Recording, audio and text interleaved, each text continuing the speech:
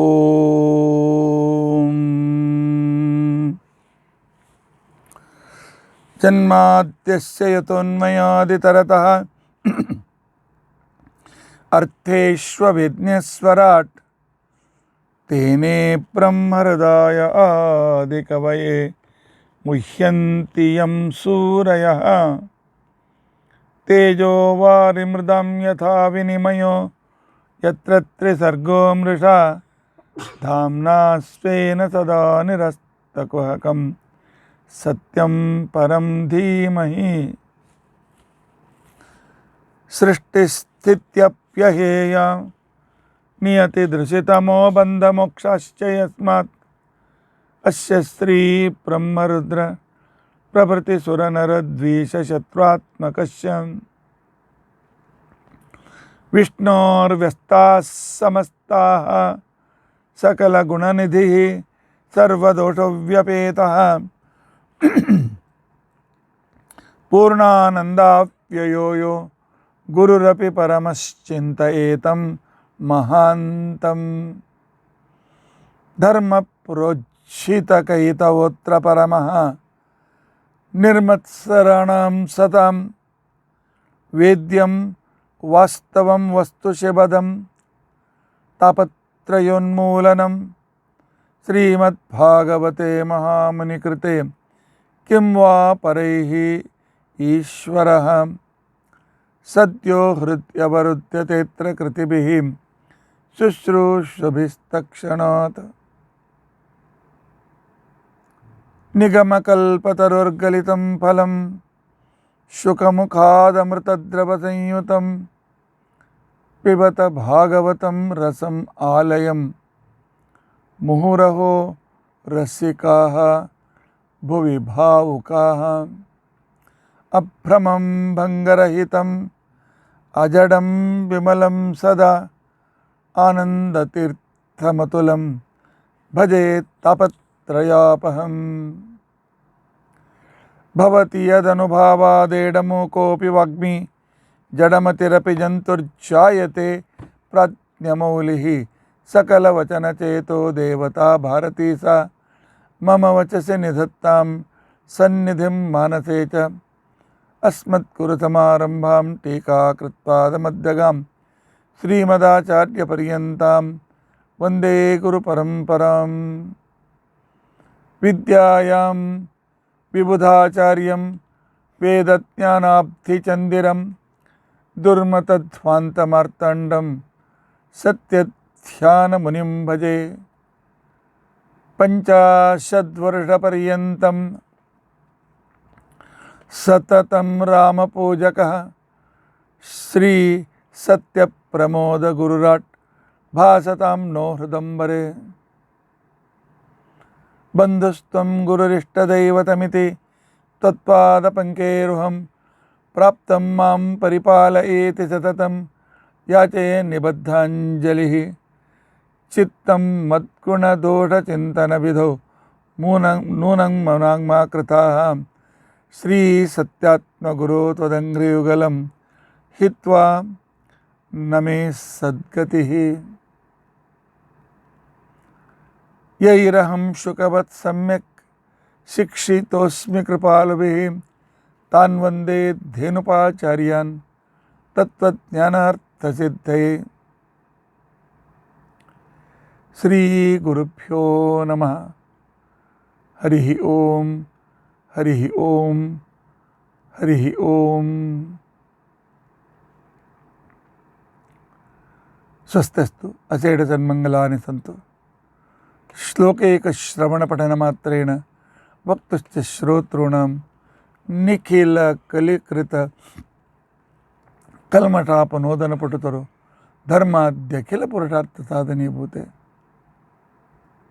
अद्य श्रीमद्भागवते दशमस्कन्धान्तरकथा प्रारम्भे सति किञ्चित् पूर्वकथानुवादः। हरिः ओम हरिः ओम हरिः ओम। हरे राम राम राम हरे हरे, ಹರೇ ಕೃಷ್ಣ ಹರೇ ಕೃಷ್ಣ ಕೃಷ್ಣ ಕೃಷ್ಣ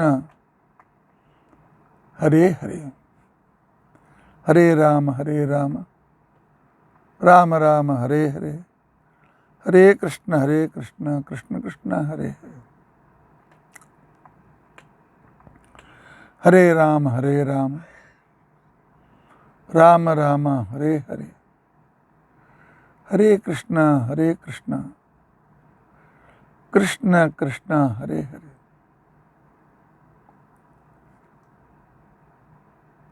ಹರೇ ರಾಮ ರಾಮ ರಾಮ ಹರೇ ಹರೇ ಹರೇ ಕೃಷ್ಣ ಕೃಷ್ಣ ಕೃಷ್ಣ ಹರೇ ಹರೇ ಹರೇ ರಾಮ ರಾಮ ರಾಮ ಹರೇ ಹರೇ ಹರೇ ಕೃಷ್ಣ ಕೃಷ್ಣ ಕೃಷ್ಣ ಹರೇ ಹರೇ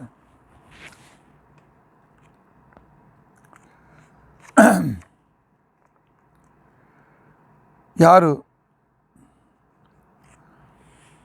ಬಾಹ್ಯ ದೀಕ್ಷೆಗಳಿಂದ ರಹಿತರಾಗಿದ್ದಾರೆಯೋ, ಯಾರು ಅಂತರ್ದೀಕ್ಷೆಗಳಿಂದ ರಹಿತರಾಗಿದ್ದಾರೆಯೋ,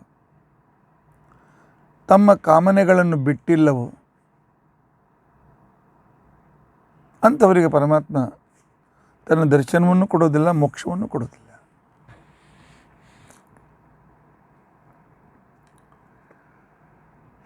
ಅವರು ಭಗವದ್ಭಕ್ತರಾಗಿದ್ದರೂ ಆಗಿಯೂ ಕೂಡ ಯಾವುದೋ ಬೇರೆ ವಿಶೇಷವಾಗಿರ್ತಕ್ಕಂಥ ಅಸೂಯಾನೋ ಸ್ವಾರ್ಥನೋ ಮತ್ತೇನೇನೋಗಳಿಂದ ಯುಕ್ತರಾಗಿ ಅದರಲ್ಲೇ ರತರಾಗಿದ್ದರೆ ಭಗವಂತ ಅಂಥ ಭಕ್ತರು ಅಂತ ಅನಿಸ್ಕೊಂಡಿರ್ತಕ್ಕಂಥವರು ಭಕ್ತರಾಗಿದ್ದರು, ಈಗ ಅಸುರಾವೇಶದಿಂದ ಹಾಗಾಗಿದ್ದಾರೆ.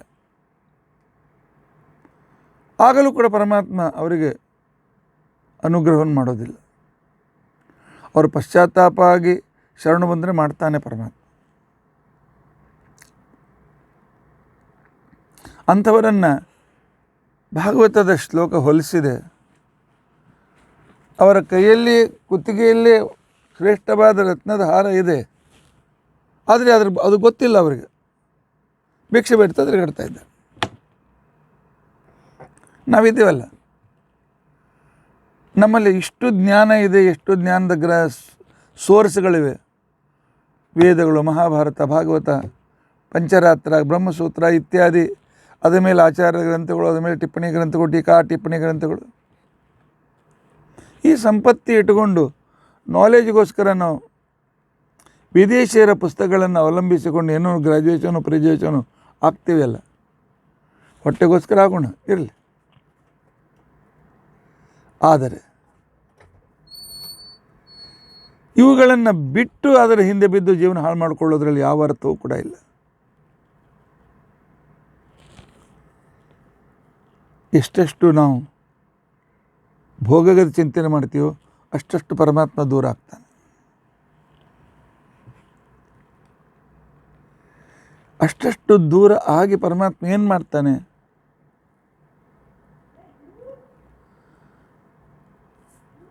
ಆ ಕಾಲದಲ್ಲಿ ಅದು ಹೇಳ್ತದೆ.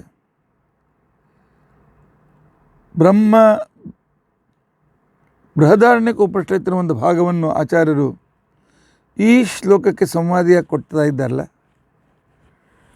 ಅದು ಹೇಳ್ತದೆ, ಸಹ ಯಥಾ ಕಾಮೋ ಭವತಿ.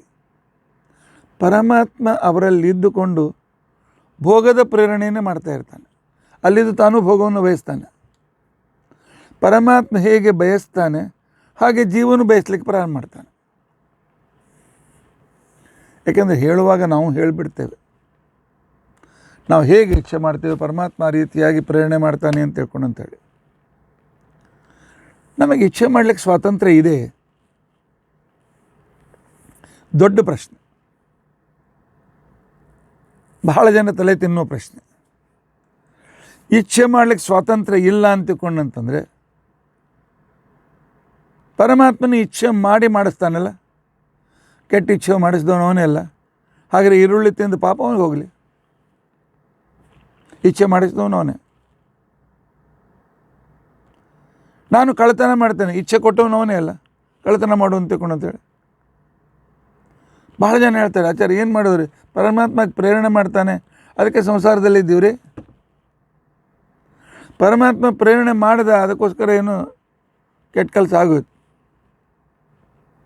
ಪರಮಾತ್ಮ ಪ್ರೇರಣೆ ಮಾಡಿದ, ಅದರಿಂದಾಗಿ ನಾನು ನನ್ನ ಹೆಂಡತಿನ ಬಿಟ್ಟರೆ, ಗಂಡನ ಬಿಟ್ಟೆ, ದೇವರೇ ಪ್ರೇರಣೆ ಮಾಡಿ, ನಂದೇನು ತಪ್ಪದೆ? ಪರಮಾತ್ಮ ಆ ರೀತಿ ನಾನು ಒಳಗಿದ್ದು ಪ್ರೇರಣೆ ಮಾಡ್ಯಾನ. ಯಾಕೆ ನೀವೇ ಹೇಳ್ತೀರಿ, ಇಚ್ಛೆ ಮಾಡಲಿಕ್ಕೂ ಕೂಡ ಸ್ವಾತಂತ್ರ್ಯ ಇಲ್ಲ. ತೃಣಮಪಿ ತೇನ ವಿನಾ ತೃಣಮಪಿ ನ ಚಲತಿ. ಇದ್ರ ಬಗ್ಗೆ ಸುಮಾರು ಎಷ್ಟೋ ವರ್ಷಗಳ ಹಿಂದೆ, ಸುಮಾರು ಒಂದು 25-30 ವರ್ಷಗಳ ಹಿಂದೆ, ನಾನು BARC ಪ್ರವಚನಕ್ಕೆ ಹೋಗ್ತಾ ಇದ್ದೆ. ಅಲ್ಲಿ ಇಬ್ಬರು ಅಣ್ಣ ತಮ್ಮಂದ್ರೆ ಇಬ್ಬರು ಒಳ್ಳೆ ಸೈಂಟಿಸ್ಟ್ಗಳು. ಅವರದು ವಾದ ಏನು ಅಂತ ತಿಳ್ಕೊಂಡಂತಂದರೆ, ಪರಮಾತ್ಮನಿಗೆ ಅವನೇ ಪ್ರೇರಣೆ ಮಾಡ್ತಾನೆ, ಆದ್ದರಿಂದಾಗಿ ತಪ್ಪು ಅವನದು, ನಮ್ದಲ್ಲ. ಪರಮಾತ್ಮನಿಗೆ ಗೊತ್ತಿರ್ತದೆ ಇವನು ಹೀಗೆ ಮಾಡ್ತಾನೆ ಅಂತ ತಿಳ್ಕೊಂಡಂಥೇಳಿ, ಗೊತ್ತಿರ್ತದೋ ಇಲ್ಲೋ. ನಾನು ನಾಳಿನ ದಿವಸ ಸಂಧ್ಯಾ ವಂದನೆ ಬಿಡ್ತೇನೆ ಅನ್ನೋ ದೇವ್ರಿಗೆ ಗೊತ್ತದನೋ ಇಲ್ಲೋ. ಗೊತ್ತಿದೆ ಅಂತಂದರೆ ನಂದಂತ ತಪ್ಪೇನು? ಅವನ ಇಚ್ಛಾನುಸಾರವಾಗಿ ಆಗಿದೆ. ಗೊತ್ತಿಲ್ಲ ಅಂದರೆ ಅವನ ಅಜ್ಞೆ ಆದ, ಸರ್ವಜ್ಞ ಆಗ. ಇದು ಬಹಳ ಸೂಕ್ಷ್ಮವಾದ ಪ್ರಶ್ನೆ. ನಮ್ಮಲ್ಲಿ ಹೇಳ್ತಾರೆ ಕೂದಲಿಂದ ಬೆಣ್ಣೆ ಕತ್ತರಿಸಂಗೆ. ಭಾಳ ಸೂಕ್ಷ್ಮವಾದ ಪ್ರಶ್ನೆ. ಹೌದು, ಹೇಳ್ತದೆ, ಸ ಯಥಾ ಕಾಮೋ ಭವತಿ ತತ್ ಕ್ರತುರ್ಭವತಿ. ಇದಕ್ಕೆ ಆಚಾರ ಮಾಡಿದ ಅರ್ಥವೂ ಕೂಡ ಇದೇ ರೀತಿಯಾಗಿದೆ. ಭಗವಂತನು ಯಾವ ರೀತಿಯಾದ ಇಚ್ಛೆಯನ್ನು ಮಾಡ್ತಾನೆ, ಹಾಗೆಯೇ ಜೀವ ಪ್ರವೃತ್ತನಾಗ್ತಾನೆ.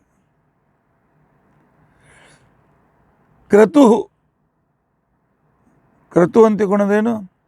ಈ ಜೀವ ನಾಳಿನ ದಿವಸ ಇವನು ಬೆಳಗಿನ ಸಂಧ್ಯಾವನ್ನು ಬಿಡ್ತಾನೆ ಅಂತನ್ನುವುದನ್ನು ಪರಮಾತ್ಮ ಇಚ್ಛೆ ಮಾಡ್ತಾನೆ, ನಿಶ್ಚಯ ಮಾಡ್ತಾನೆ. ಬರೀ ಇಚ್ಛೆ ಅಲ್ಲ, ನಿಶ್ಚಯ ಮಾಡ್ತಾನೆ. ಆಗ ಪರಮಾತ್ಮನ ಸಂಕಲ್ಪಾನುಸಾರ ನಾನು ಸಂಧ್ಯಾವನ್ನು ಬಿಟ್ಬಿಡ್ತೇನೆ.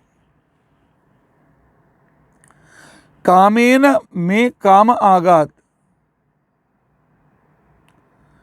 ಪರಮಾತ್ಮನ ಇಚ್ಛೆ ಮಾಡಿದ, ಪರಮಾತ್ಮ ನಿರ್ಧಾರ ಮಾಡಿದ, ಇವನು ನಾಳಿನ ದಿವಸ ತಪ್ಪು ಕೆಲಸ ಮಾಡಬೇಕು ಅಂತೇಳಿ ನಾನು ಮಾಡಿದೆ.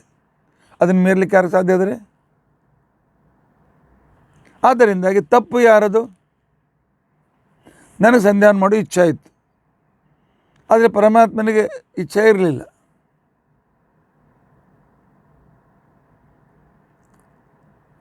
ಬಹಳ ಕನ್ಫ್ಯೂಷನ್ ಮಾಡ್ಕೊಂಬ ಕಾರಣ ಇಲ್ಲ. ಆಚಾರ್ಯರು ಮಹಾಭಾರತ ತಾತ್ಪರ್ಯನಿರ್ಣಯದಲ್ಲಿ ಭೀಮನ ಮುಖದಿಂದ ಈ ಪ್ರಶ್ನೆಯನ್ನು ಕೊಡಿಸಿದ್ದಾರೆ. ಭೀಮ ದ್ರೌಪದಿ ಯುಧಿಷ್ಠಿರನ ಹತ್ರ ಬಂದರು. 12 ತಿಂಗಳು ವನವಾಸ ಆದ ಮೇಲೆ ಮೊದಲು ದ್ರೌಪದಿ ಬರ್ತಾಳೆ. ದ್ರೌಪದಿ ಬಂದು ಹೇಳ್ತಾಳೆ, ಪತಿದೇವ ನಾಳಿನಿಂದ 1 ತಿಂಗಳು ಅಜ್ಞಾತವಾಸ ಮಾಡೋಣ. ಧರ್ಮರಾಜ ಕೇಳ್ತಾನೆ, ದ್ರೌಪದಿ ನಿನಗೆ ದಿನ ತಿಂಗಳು ಎಣಿಸ್ಲಿಕ್ಕೆ ಬರೋದಿಲ್ಲನು? 12 ತಿಂಗಳಾಗ್ಯದ, 12 ವರ್ಷ ಆಗಬೇಕು, ಆಮೇಲೆ 1 ವರ್ಷ ಅಜ್ಞಾತವಾಸ. ದ್ರೌಪದಿ ಹೇಳ್ತಾನೆ, ನನಗೆ ಗೊತ್ತಿಲ್ಲ. ಮತ್ತು ಈಗ ಕೇಳ್ತೀನಿ. ಅಲ್ಲ ಪತಿದೇವ ಧರ್ಮರಾಜ, ನೀವೆಲ್ಲ ಶಾಸ್ತ್ರ ಓದ್ದವರು. ಯಜ್ಞಯಾಗದ ಸಂದರ್ಭದಲ್ಲಿ, ವ್ರತ ನಿಯಮಗಳ ಸಂದರ್ಭದಲ್ಲಿ ವಿಶಿಷ್ಟ ಪ್ರಸಂಗ ಇದ್ದರೆ ಆವಾಗ ವರ್ಷೋ ವೈಮಾಸಃ, 1 ತಿಂಗಳನ್ನು 1 ವರ್ಷ ಅಂತ ತಿಳ್ಕೊಳ್ಬೇಕು ಅಂತ ನಿಯಮದ ಯಜ್ಞಯಾಗದಲ್ಲಿ. ಈಗ ನಾವು ಯಜ್ಞ ಮಾಡ್ತಾ ಇದ್ದೇವೆ, ಪ್ರತಿಜ್ಞಾ ಪಾಲನ ರೂಪವಾದ ಯಜ್ಞವನ್ನು ನಾವು ಮಾಡ್ತಾ ಇದ್ದೇವೆ. ಆದ್ದರಿಂದ ವರ್ಷೋ ವೈಮಾಸಃ ಅಂತನ್ನುವ ಮಾತಿನ ಪ್ರಕಾರ 12 ತಿಂಗಳು 12 ವರ್ಷ ಆಯಿತು. ಇನ್ನೊಂದು ತಿಂಗಳು ಅಜ್ಞಾತವಾಸ ಮಾಡೋಣ. ಇವೆಲ್ಲ ಸರಿಯಾಗಿರ್ತಕ್ಕಂಥ ಮಾತಲ್ಲ. ಇಲ್ಲ, ಒಂದು ತಿಂಗಳು ಅಜ್ಞಾತವಾಸ ಮಾಡೋಣ, ರಾಜ್ಯ ಕೊಡದೇ ಇದ್ದರೆ ಯುದ್ಧ ಮಾಡಿ ಕೌರವರನ್ನು ಮುಗಿಸೋಣ. ಏನು ದ್ರೌಪದಿ ಮಾತಾಡ್ತಿ? ಮಾತು ಕೊಟ್ಟು ಮೀರಬೇಕೇನು? ದ್ರೌಪದಿ ಹೇಳ್ತಾಳೆ, ದುಷ್ಟರಿಗೆ ಕೊಟ್ಟ ಮಾತು ಪರಿಪಾಲನೆ ಮಾಡೋ ಅವಶ್ಯಕತೆಯೂ ಇಲ್ಲ. ವಿಷ್ಣು ದ್ವೇಷಗಳಿಗೆ, ಅವರು ವಿಷ್ಣು ದ್ವೇಷಗಳು, ಅವರಿಗೆ ಕೊಟ್ಟ ಮಾತನ್ನು ಪರಿಪಾಲನೆ ಮಾಡಬೇಕು ಅಂತ ನಿಯಮ ಏನಿದೆ. ನಾವು ನಿಯಮ ಭಂಗವೂ ಮಾಡೋದಿಲ್ಲ. ಶಾಸ್ತ್ರ ಪ್ರಕಾರ ವರ್ಷೋಭಯ ಮಾಸ ಅಂತನ್ನೋ ನಿಯಮಾನುಸಾರವಾಗಿ ಈ ಕೆಲಸನ ಮಾಡೋಣ. ಇಲ್ಲ ದ್ರೌಪದಿ, 12 ವರ್ಷ ಕಾಯೋಣಲ್ಲ.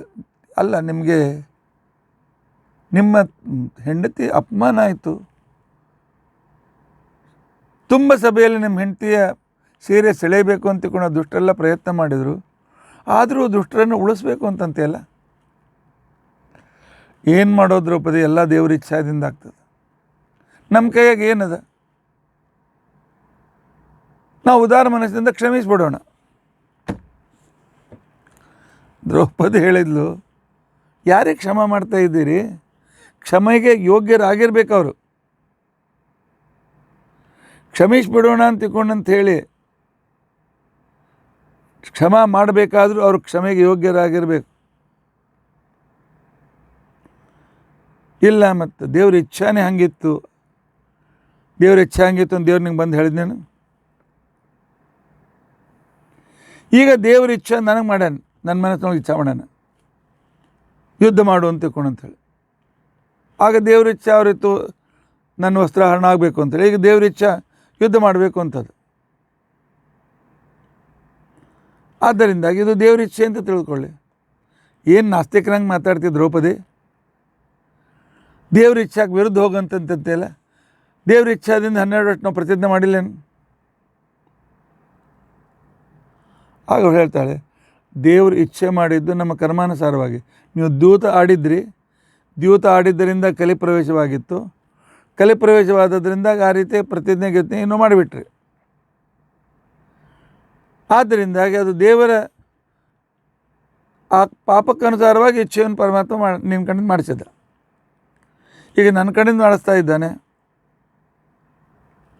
ಯಾವಾಗ ಅವ್ನಿಗೆ ಉತ್ತರ ಕೊಡ್ಲಿಕ್ಕೆ ಆಗಲಿಲ್ಲ. ದ್ರೌಪದಿ, ಹೆಂಗಸರು ಭಾಳ ಮಾತಾಡಬಾರ್ದು, ಭಾಳ ವಾಟಾಘಾಟಿ ಮಾಡಬಾರ್ದು ಗಂಡನ ಜೊತೆಗೆ. ಹೇಳ್ದಂಗೆ ಕೇಳ್ಕೊಂಡಿರ್ಬೇಕು. ಪತಿವ್ರತ ಧರ್ಮ ಗೊತ್ತಿಲ್ಲ ನಿನಗೆ. ಆದ್ದರಿಂದಾಗಿ ಇನ್ನು ಹೆಚ್ಚಿಗೆ ಮಾತಾಡಬೇಡ. ನಾನು 12 ವರ್ಷದ ವಿಚಾರ ಮಾಡೋಣ. ಅಲ್ಲೇ ಸ್ವಲ್ಪ ದೂರದಲ್ಲಿ ಪ್ರೇಮ್ ಕಳ್ಕೊತ ಬಂದು ಕೂತ್ಕ. ಏನಣ್ಣ? ದ್ರೌಪದಿ ಯುಕ್ತಿಯುಕ್ತ ಮಾತನಾಡಿದಾಗ ಉತ್ತರ ಕೊಡ್ಲಿಕ್ಕಾಗಿಲ್ಲ ಅಂತ ತಿಳ್ಕೊಂಡಂತ ಹೇಳಿ, ಶೇಷಂ ಕ್ರೋಧೇನ ಪೂರೈತ ಅಂತ ತಿಳ್ಕೊಂಡಂತ ಹೇಳಿ ಅವಳನ್ನು ನೀನು ದೂರೀಕರಿಸ್ತಾ ಬಾಯಿ ಮುಚ್ಚಿಸ್ತಾ ಇದೆಯಲ್ಲ. ಏನು ತಪ್ಪು ಹೇಳ ದ್ರೌಪದಿ? ಅಲ್ಲ ಭೀಮ, 12 ವರ್ಷ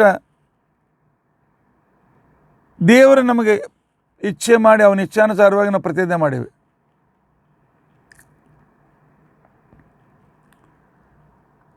ಆದರೆ ಅವನು ಹೇಳಿದೆ, ದೇವ್ರಿಗೆ ಇಚ್ಛೆ ಮಾಡಲಿಸ್ಲಾಗತ್ತಾನಲ್ಲ ದ್ರೌಪದಿಗೆ, 12 ತಿಂಗಳು 12 ವರ್ಷ ಹಿಡಿ ಅಂತ ತಿಳ್ಕೊಂಡು ಅಂತೇಳಿ. ಇದು ಯಾಕೋ ನಾಸ್ತಿಕ್ತ ಅಂತ ಅನ್ನಿಸ್ತದೆ. ದೇವ್ರ ಇಚ್ಛೆ ನಮ್ಗೆ ಹೆಂಗೆ ಗೊತ್ತಾಗ್ತದೆ?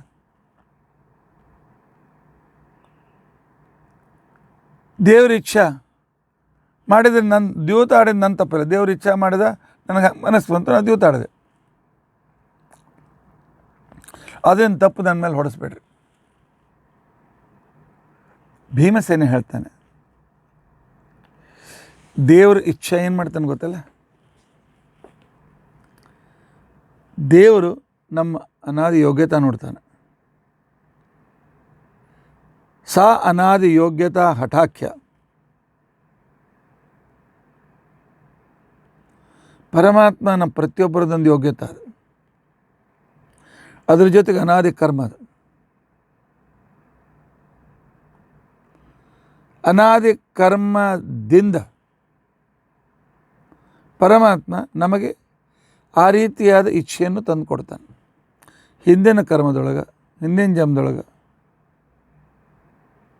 ನಾನು ಒಬ್ಬರಿಗೆ ಮೋಸ ಮಾಡಿದೆ, ಆ ಕರ್ಮದ ಅನುಸಾರವಾಗಿ ದೇವರು ಈ ಜನ್ಮದಾಗ ಮೋಸ ಹೋಗುವಂಗೆ ಮಾಡ್ತಾನೆ. ನಾವು ಯಾರ್ದೋ ನಂಬಿಡ್ತೀವಿ, ಮೋಸ ಹೋಗಿಬಿಡ್ತೀವಿ. ಅದಕ್ಕೆ ದೇವ್ರ ಇಚ್ಛೆ ಮಾಡ್ಯಾನಂತ. ದೇವ್ರು ಮಾಡಿದ ಇಚ್ಛೆ ನಿಜ. ದೇವ್ರೇನು ಇಚ್ಛೆ ಮಾಡಿದ? ಹಿಂದಿನ ಜನ್ಮದ ಕರ್ಮಾನುಸಾರವಾಗಿ ಈ ಜನ್ಮದಾಗ ನೀವು ಶಿಕ್ಷೆ ಸಿಗಬೇಕು ಅಂತ ಇಚ್ಛೆ ಮಾಡಿದ. ಇದು ನಿಜ, ಸ್ವತಂತ್ರ ಇಚ್ಛೆ ಒಂದೇ. ಆದರೆ ಅದಕ್ಕೆ ಅವನು ಆಧಾರ ತೆಗೆದುಕೊಂಡದ್ದು ಹಿಂದಿನ ಕರ್ಮದ ಮತ್ತು ನಮ್ಮ ಯೋಗ್ಯತಾನುಸಾರವಾಗಿರ್ತಕ್ಕಂಥದ್ದು, ಆ ರೀತಿಯಾಗಿರ್ತಕ್ಕಂಥ ಇಚ್ಛೆಯನ್ನು ಮಾಡ್ತಾನೆ. ನಿನ್ನ ಕಡೆಯಿಂದ ಆ ರೀತಿಯಾಗಿ ಇಚ್ಛೆ ಮಾಡಿಸಿದ, ಪ್ರತಿಜ್ಞೆಯನ್ನು ಮಾಡಿಸಿದ. ಆದರೆ ನೀನು ವಿಚಾರ ಮಾಡಬೇಕಾಗಿತ್ತು, ನಾನು ಇದು ಮಾಡಿದ್ದು ಸರಿಯೇ? ಭಗವಂತ ಇಚ್ಛೆ ಮಾಡಿದ ನಿಜ, ಸರಿಯೇ? ಸರಿಯಲ್ಲ ಅಂತಿಕೊಂಡಂತ ಅನಿಸಿದ್ರೆ ಪರಮಾತ್ಮನ ಪ್ರಾರ್ಥನೆ ಮಾಡ್ಕೊಳ್ಳೋಣ. ಪರಮಾತ್ಮ, ನಾವು ಇದರಿಂದ ಹೊರಗೆ ಬೀಳುವಂತೆ ಇಚ್ಛೆ ಮಾಡು. ಅವನೇ ಇಚ್ಛೆ ಮಾಡಿದ ಮೇಲೆ ನಾವು ಮಾಡ್ತೀವಿ ನಿಜ, ಆದರೆ ಪ್ರಾರ್ಥನೆ ಮಾಡಿಕೊಳ್ಳೋಣಲ್ಲ.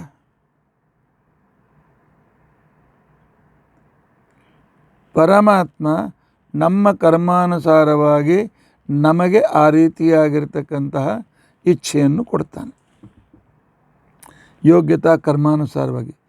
ಅನಾದಿದ ಯೋಗ್ಯತಾ ಯಾ ಹಠಾಖ್ಯ ಯಾ ಅನಾದಿ ಸಿದ್ಧ.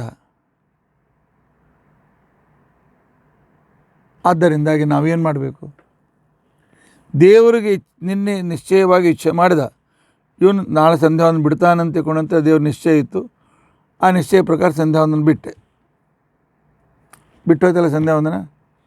ಆ ದೇವ್ರಿಗೆ ಪ್ರಾರ್ಥನೆ ಮಾಡು, ಪರಮಾತ್ಮ ನನ್ನ ಕರ್ಮಾನುಸಾರವಾಗಿ ನನ್ನ ಕಡೆಯಿಂದ ಅಧರ್ಮ ಆಗ್ಯದ, ನನ್ನ ಕಡೆಯಿಂದ ಧರ್ಮ ಆಗುವಂತೆ ನೀನು ಇಚ್ಛೆ ಮಾಡು. ಇದೇ ನಾವು ಮಾಡ್ತಕ್ಕಂಥ ಪ್ರಯತ್ನ. ಮೇಲಿಂದ ಮೇಲೆ ಅಸಫಲರಾದರೂ ಕೂಡ ಹಿಂದೆ ಪ್ರಯತ್ನ ಮಾಡ್ತಾ ಹೋಗಬೇಕು. ಪರಮಾತ್ಮನಿಗೆ ಪ್ರಾರ್ಥನೆ ಮಾಡಬೇಕು. ಪರಮಾತ್ಮ ನನ್ನ ಕಡೆಯಿಂದ ಕೆಟ್ಟ ಕೆಲಸ ಮಾಡಿಸ್ಬೇಡ, ಪರಮಾತ್ಮ ನನ್ನ ಕಡೆಯಿಂದ ಸಂಧ್ಯಾವಂದನ ಬಿಡಿಸ್ಬೇಡ, ಪರಮಾತ್ಮ. ಹೀಗೆ ಪ್ರಾರ್ಥನೆ ಮಾಡ್ತಾ ಇದ್ದರೆ ಮಹಾಪ್ರಯತ್ನಪೂರ್ವಕವಾಗಿ ಪ್ರಾರ್ಥನೆ ಮಾಡು. ಯಾಕೆಂತಂದರೆ ನಮ್ಮ ಕರ್ಮಾನುಸಾರವಾಗಿ ನಮಗೆ ಆ ರೀತಿಯಾದಂಥ ಸಿಚುವೇಶನ್ ಹೀಗಿರ್ತದೆ, ಧರ್ಮ ಬಿಡುವ ಸಿಚುವೇಶನ್ ಇರ್ತದೆ. ಅಂತಹ ವೇಳೆಯಲ್ಲಿ ಬಹಳ ಕಷ್ಟಪಟ್ಟು ಪ್ರಯತ್ನ ಮಾಡಿ ಪರಮಾತ್ಮನಿಗೆ ಶರಣು ಹೋಗಿ ನಾನು ಒಳ್ಳೆ ಕರ್ಮ ಮಾಡುವಂತೆ ಇಚ್ಛೆ ಮಾಡು, ನಾನು ಭಾಗವತ ಕೇಳುವಂತೆ ಇಚ್ಛೆ ಮಾಡು, ಭಾಗವತ ತಿಳಿಯುವಂತೆ ಇಚ್ಛೆ ಮಾಡು, ಭಾಗವತ ಹೇಳುವಂತೆ ಇಚ್ಛೆ ಮಾಡು. ಈ ರೀತಿಯಾಗಿ ನಾವು ಪರಮಾತ್ಮನಿಗೆ ಪ್ರಾರ್ಥನೆ ರೂಪವಾಗಿರ್ತಕ್ಕಂಥ ಪ್ರಯತ್ನವನ್ನು ನಾವು ಮಾಡ್ತಾ ಇದ್ದರೆ ಇದಕ್ಕೆ ಮಹಾಪ್ರಯತ್ನ ಅಂತೇಳಿ ಕರೀತಾರೆ. ಈ ಮಹಾಪ್ರಯತ್ನ ಮಾಡದೇ ಇದ್ದರೆ, ನಾವು ಮಹಾಪ್ರಯತ್ನ ಮಾಡಿ ಪರಮಾತ್ಮನ ಪ್ರಾರ್ಥನೆ ಮಾಡಿದಾಗ ಏನು ಮಾಡ್ತಾನೋ, ಹಿಂದಿನ ಪಾಪಗಳನ್ನು ಸರಿಸಿಬಿಡ್ತಾನೆ. ಸರಿಸಿ ಪುಣ್ಯ ನೋಡಿಕೊಂಡು ನಮ್ಮ ಇಚ್ಛೆ ಮಾಡ್ತಾನೆ, ಇವನು ನಾಳೆ ಸಂಧಾನ ಮಾಡಲಿ ಅಂತ ತಿಳ್ಕೊಂಡಂತೆ. ಆದ್ದರಿಂದಾಗಿ ಕ್ಷಮಾ ಅಂತಿಕೊಂಡಂತೆ ಏನಿದೆ, ಅಯೋಗ್ಯರಿಗೆ ಯೋಗ್ಯವಾಗಿರ್ತಕ್ಕಂಥ, ಅಯೋಗ್ಯರಿಗೆ ವಿಷ್ಣು ದ್ವೇಷಗಳ ಕ್ಷಮಾ ಮಾಡೋದು ಯೋಗ್ಯವಾಗಿರ್ತಕ್ಕಂಥದ್ದಲ್ಲ. ಅಣ್ಣ ಹೇಳು, ಅನುಮತಿ ಕೊಡ್ತೀಯಾ? ನಾಳಿನಿಂದ ಅಜ್ಞಾತವಾಸ, ಆಮೇಲೆ ರಾಜ್ಯ ಕೊಡದೇ ಇದ್ದರೆ ನಾನು ಅರ್ಜುನ ಸಾಕು ಅವರಿಬ್ಬರಿಗೆ. ಕೊನೆಗೆ ಭಾಳ ಹೇಳಿದ ಮೇಲೆ ಧರ್ಮರಾಜ ಬೇಡ, 12 ವರ್ಷ ವನವಾಸ, 1 ವರ್ಷ ಅಜ್ಞಾತವಾಸ ಆಮೇಲೆ ನಾನು ನಿಮ್ಗೆ ತಡೆಯೋದಿಲ್ಲ ಅಂತ ತಿಳ್ಕೊಂಡಂತೆ. ದ್ರೌಪದಿ ಭೀಮಸೇನಿಗೆ ಅಷ್ಟೇ ಬೇಕಾಗಿತ್ತು. ಇನ್ನು ನಾಳೆ ಎಲ್ಲ ಮುಗಿದ ಮೇಲೆ ಹಂಗೂ ಆ ಕಾಡಿನಲ್ಲಿ ಆರಾಮಿದ್ದೀವಲ್ಲ, ಇರ್ತೀವಿ ಅಂತನೂ ಹೇಳೋ ಪೈಕಿ ಮಹಾರಾಜವ. ಯಾಕೆಂದರೆ ಅವನು ಧರ್ಮರಾಜ, ಧರ್ಮದ ಶ್ರೇಣಿ, ಅದಕ್ಕೆ ಎಕ್ಸೆಪ್ಷನ್ ತೆಗೆದುಕೊಳ್ಳಿಕ್ಕೆ ಅವನಿಗೆ ಇಚ್ಛೆ ಇಲ್ಲ. ಅದು ವಿಶೇಷ ಸಂದರ್ಭದಲ್ಲಿ ಎಕ್ಸೆಪ್ಷನ್ ತೆಗೆದುಕೊಳ್ಬೇಕಾಗ್ತದೆ. ಆದ್ದರಿಂದಾಗಿ ಪರಮಾತ್ಮ ಸಹ ಯಥಾ ಕಾಮೋ ಭವತಿ ತತ್ಕ್ರತುರ್ಭವತಿ. ಪರಮಾತ್ಮ ಇವನ ಕಡೆಯಿಂದ ಕೆಟ್ಟ ಕೆಲಸ ಆಗಬೇಕು ಅಥವಾ ಒಳ್ಳೆಯ ಕೆಲಸ ಆಗಬೇಕು ಅಂತ ಇಚ್ಛೆ ಮಾಡ್ತಾನೆ. ಆ ಪ್ರಕಾರ ನಾವು ಕರ್ಮ ಕುರುತೆ, ಆ ರೀತಿ ನಮ್ಮ ಮುಂದಿನ ಕೆಲಸಗಳು ಆ ರೀತಿಯಾಗಿ ನಡೀತಾ ಹೋಗ್ತದೆ. ಆ ನಂತರ ಯತ್ ಕರ್ಮ ಕುರುತೆ,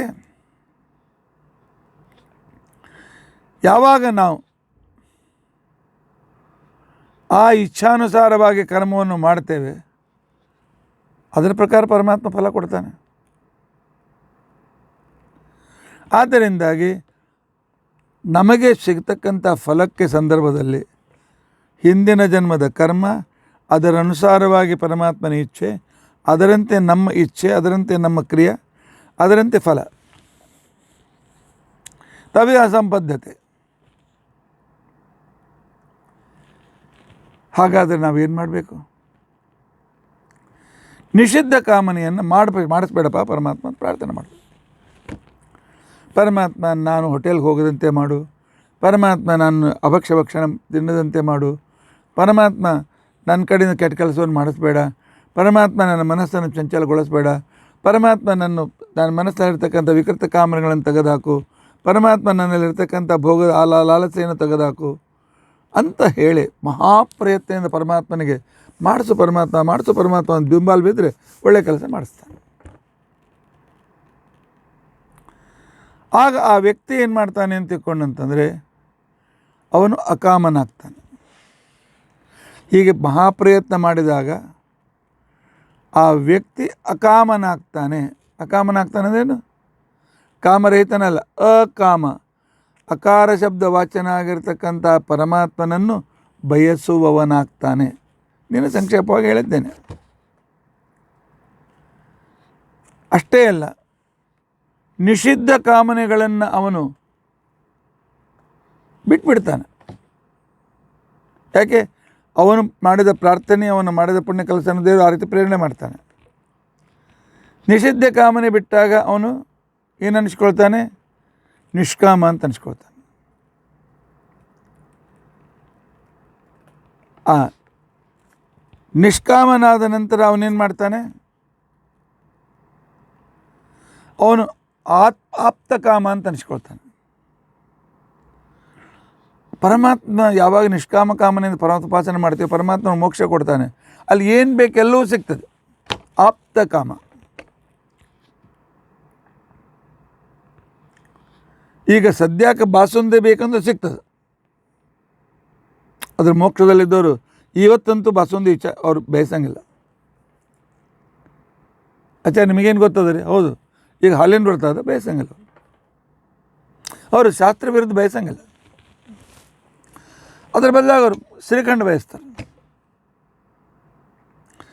ಶ್ರೀಖಂಡ ಬಯಸಿದ್ರು ಎದುರಿಗೆ ಬಂತು ಶ್ರೀಖಂಡದ ಪಾತ್ರೆ ಸಮೃದ್ಧಿಯಾಗಿ ಎಷ್ಟು ಬೇಕಾಡ್ತೀನಿ.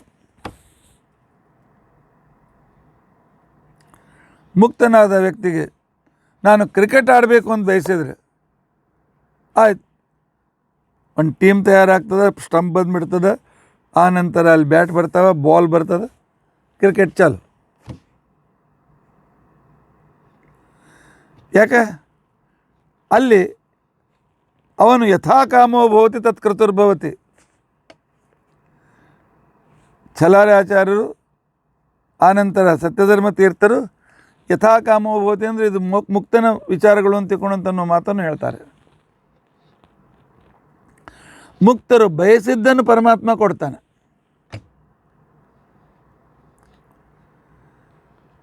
ಆ ಕಾಮೇಲೆ ಅವನ ಮೇಲೆ ಆತ್ಮಕಾಮನಾಗ್ತಾನೆ. ಆದರೆ ಮೋಕ್ಷಕ್ಕೆ ಹೋಗೋದಂಥವ್ರಿಗೆ ಕ್ರಿಕೆಟು ಬಯಸಂಗಿಲ್ಲ, ಬಾಸುಂದಿನೂ ಬಯಸಂಗಿಲ್ಲ, ಶ್ರೀಖಂಡನೂ ಬಯಸಂಗಿಲ್ಲ. ಅವ್ರು ಬಯಸೋದು ಪರಮಾತ್ಮನ ಒಬ್ಬನನ್ನೇ. ಯಾಕೆಂದರೆ ಅನನ್ಯ ಭಕ್ತರಾಗಿ ಸತತವಾಗಿ ಭಕ್ತಿ ಮಾಡಿ ಮಾಡಿ ಮಾಡಿ ಮಾಡಿ ಅವ್ರಿಗೆ ದೇವ್ರು ಬಿಟ್ಟು ಏನೂ ಬೇಕಾಗಂಗೆ ಅಲ್ಲ. ಅಲ್ಲಿ ಅವರು ದೇವರನ್ನೇ ಬೇಡ್ತಾರೆ. ಹಾಗಾಗಿ ಅವರು ಆತ್ಮಕಾಮರಾಗ್ತಾರೆ. ಇಂಥ ಆತ್ಮಕಾಮರಾಗಿರ್ತಕ್ಕಂಥ ಮುಕ್ತರು ಅಂತೇನಿದ್ದಾರಲ್ಲ, ಆತ್ಮಕಾಮರಾಗಿರ್ತಕ್ಕಂಥ ಮುಕ್ತರು ಅವರು ಈ ಪ್ರಾಣ ಬಿಟ್ಟ ಮೇಲೆ ಅಭಿಮಾನಿ ದೇವತೆಗಳು ಮೂಲ ರೂಪಕ್ಕೆ ಹೋಗಿ ಸೇರ್ತಾರೆ. ನಿನ್ನೆ ನಾನು ಹೇಳಿದ್ನಲ್ಲ, ಅದು ಆಗೋದಿಲ್ಲ. ಯಾಕೆಂದರೆ ಇವರು ಮುಕ್ತರಾದ್ದರಿಂದಾಗಿ ಇವ್ರ ಜೊತೆಗೆ ಆ ದೇವತೆಗಳು ಕೂಡ ಪರಮಾತ್ಮನ ಮುಕ್ತಿಗೆ ಹೊರಟು ಹೋಗ್ತಾರೆ. ಅದಕ್ಕೋಸ್ಕರ ಪ್ರಾಣಾಹ ಉತ್ಕ್ರಾಮಂತೆ. ತಾತ್ಪರ್ಯ ಇಷ್ಟೇ, ನಮ್ಮಂತೆ ಅವರಿಗೆ ನಮಗಿಂತ ಉತ್ತಮರಲ್ಲಯ್ಯ, ಅವ್ರಿಗಿಂತ ಉತ್ತಮರಲ್ಲಯ್ಯ, ಈ ರೀತಿಯಾಗಿರ್ತಕ್ಕಂಥ ಶೇಷ ಮಾರ್ಗ, ಗರುಡ ಮಾರ್ಗ, ಆನಂತರ ಇವೆಲ್ಲ ವಿಸ್ತಾರವಾಗಿ ಹಿಂದಕ್ಕೆ ಬಂದಿವೆ. ಅರ್ಚಿರಾದಿ ಮಾರ್ಗ, ಇದು ಯಾವುದೂ ದಾರಿ ಇರೋದಿಲ್ಲ. ಯಾಕೆಂದರೆ ಅವರು ಮುಕ್ತರಾಗಿರ್ತಾರೆ. ಪರಮಾತ್ಮನೇ ಒಂದು ದಾರಿ, ಪರಮಾತ್ಮನೇ ಹೊಂದ್ಬಿಡ್ತಾರೆ. ಅಲ್ಲಿ ವಾಯುದೇವರೇ ತತ್ವಾಭಿಮಾನ ದೇವಳಾಗಿರ್ತಾರೆ, ಇವ್ರ ಜೊತೆಗೇನೋ ಬರ್ತಾರೆ. ಆಗ ಅವನೇನಾಗ್ತಾನೆ? ಬ್ರಹ್ಮೈವ ಸನ್ ಬ್ರಹ್ಮಾಪ್ಯೇತಿ, ಬ್ರಹ್ಮನಾಗೆ ಇದ್ದು ಬ್ರಹ್ಮನನ್ನು ಪಡಿತಾನೆ. ಸಿಗ್ಬಿಟ್ರಿ ಆಚಾರ, ಬ್ರಹ್ಮನಾಗೆ ಇದ್ದು ಬ್ರಹ್ಮನನ್ನು ಪಡೀತಾನೆ. ಎಷ್ಟು ಸ್ಪಷ್ಟವಾಗಿ ಬೃಹದಾರಣ್ಯಕ ಉಪನಿಷತ್ತು ಹೇಳ್ತಿದೆ. ಅದನ್ನು ಆಚಾರ ತಾವೇ ಅದನ್ನು ಇಲ್ಲಿ ಉಲ್ಲೇಖ ಮಾಡಿದ್ದಾರೆ. ಬ್ರಹ್ಮೈವ ಸನ್, ಬ್ರಹ್ಮನಾಗೆ ಇರ್ತಕ್ಕಂಥ ಈ ವ್ಯಕ್ತಿ ಬ್ರಹ್ಮನಾಗ್ತಾನೆ, ಬ್ರಹ್ಮನಲ್ಲಿ ಲಯವನ್ನು ಹೊಂದ್ತಾನೆ. ಅದ್ವೈತರು ಹೇಳೋದಷ್ಟೇ ಅಲ್ಲ, ನಾವು ಬ್ರಹ್ಮರೇ, ಅಜ್ಞಾನದ ಆವರಕ ಇದೆ, ಹೊರಟೋತ ಕ್ಷಣಕ್ಕೆ ಬ್ರಹ್ಮರೇ, ಆ ನಾವು ಬ್ರಹ್ಮ ಒಂದಾಗ್ತೇವೆ ಅಷ್ಟೇ.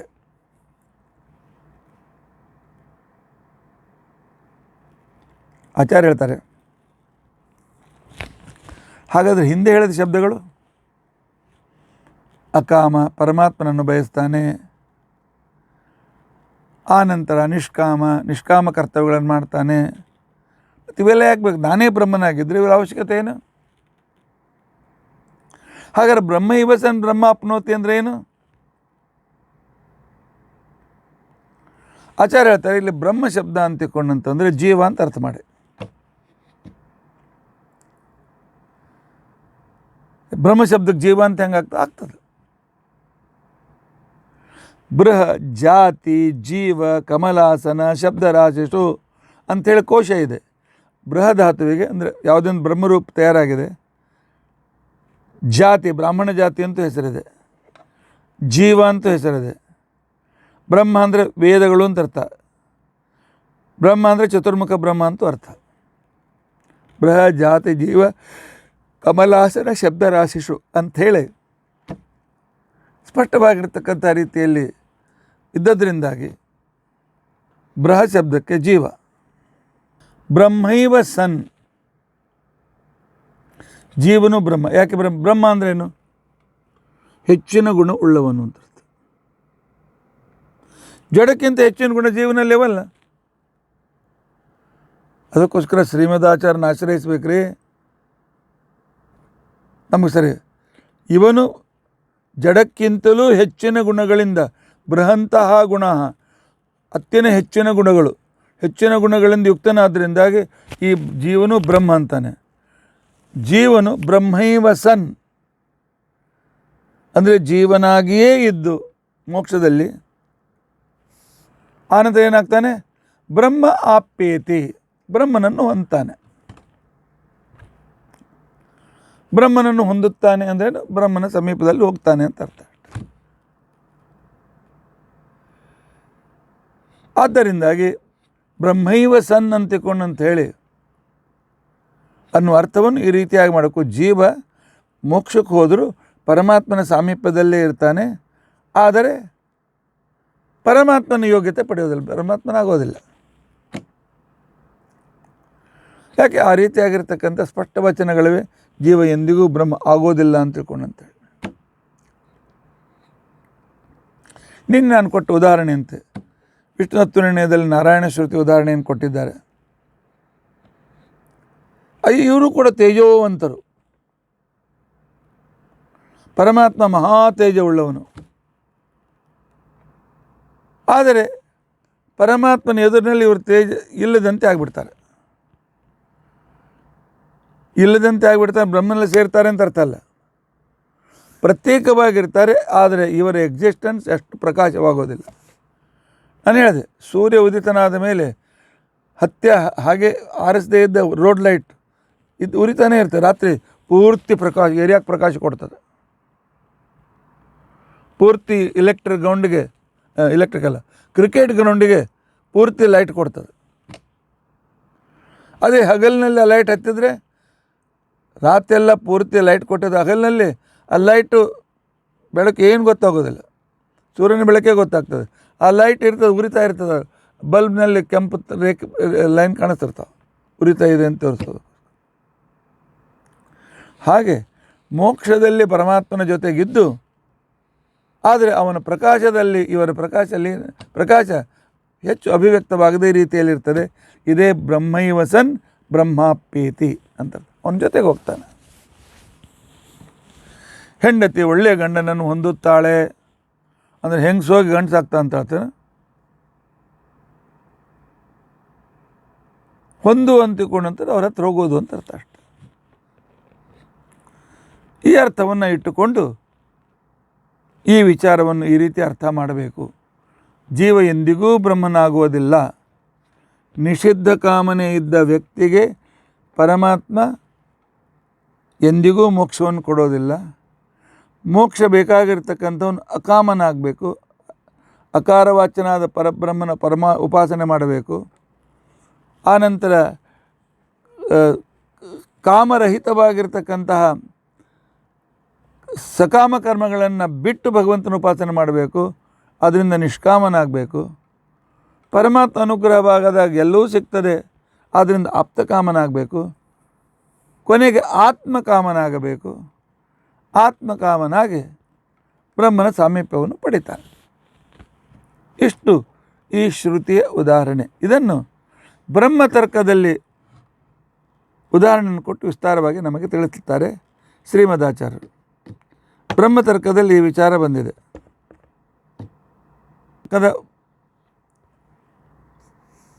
ವಚನಗಳು ಈ ರೀತಿಯಾಗಿ ಇವೆ. ನಿಷಿದ್ಧ ಕಾಮಯುಕ್ತಾನಾಂ ಅಸತಾಂ ಚ ವಿಶೇಷತಃ ದುರ್ಜ್ಞೇಯೋ ಭಗವಾನ್ ವಿಷ್ಣು ಹೃದಯಸ್ಥೋ ಅಸ್ಮೃತಹಾರವತ. ನಿಷಿದ್ಧ ಇಚ್ಛೆಗಳನ್ನು ಮಾಡಿ ನಿಷಿದ್ಧ ಕೆಲಸಗಳನ್ನು ಮಾಡ್ತಕ್ಕಂತಹ, ಲಂಚ ತೆಗೆದುಕೊಳ್ಳೋದು ನಿಷಿದ್ಧ, ಸುಳ್ಳು ಹೇಳೋದು ನಿಷಿದ್ಧ, ಸ್ನಾನ ಮಾಡಾರದೆ ತಿನ್ನೋದು ನಿಷಿದ್ಧ, ದೇವರ ತೀರ್ಥ ಇಲ್ಲದೆ ಊಟ ಮಾಡೋದು ನಿಷಿದ್ಧ, ನೈವೇದ್ಯ ತೋರಿಸದೇ ಇರತಕ್ಕಂಥ ಪದಾರ್ಥ ತಿನ್ನೋದು ನಿಷಿದ್ಧ. ಇಂಥ ನಿಷಿದ್ಧ ಬಯಕೆ ಅವನಿಗೆ ಇರ್ತದೆ. ಎಲ್ಲಿ ದೇವರು ಎಲ್ಲಿದೆ ಉಂಟು, ಎಲ್ಲಿ ಮೈಲಿಗೆ. ಇಂಥ ವ್ಯಕ್ತಿಗಳು ಅಸತ್. ಸತ್ ಅಂತಿಕೊಂಡಂತಂದರೆ ಉತ್ತಮ, ಅಸತ್ ಅಂತಂದರೆ ನೀಚ. ಇವರು ಅಸತ್ ಕಾಮಿಗಳು, ನೀಚವಾಗಿರ್ತಕ್ಕಂಥ ಇಚ್ಛೆಗಳನ್ನು ಮಾಡ್ತಾರೆ. ಇಂತಹ ನೀಚ ಕರ್ಮಗಳಿಗಳೇ ನಿಷಿದ್ಧ ಕಾಮನೆ ಮಾಡೋದಲ್ಲದೆ ಅದನ್ನು ಸಾಧಿಸ್ತಾರೆ. ಏನು ತಪ್ಪಾಯಿತು?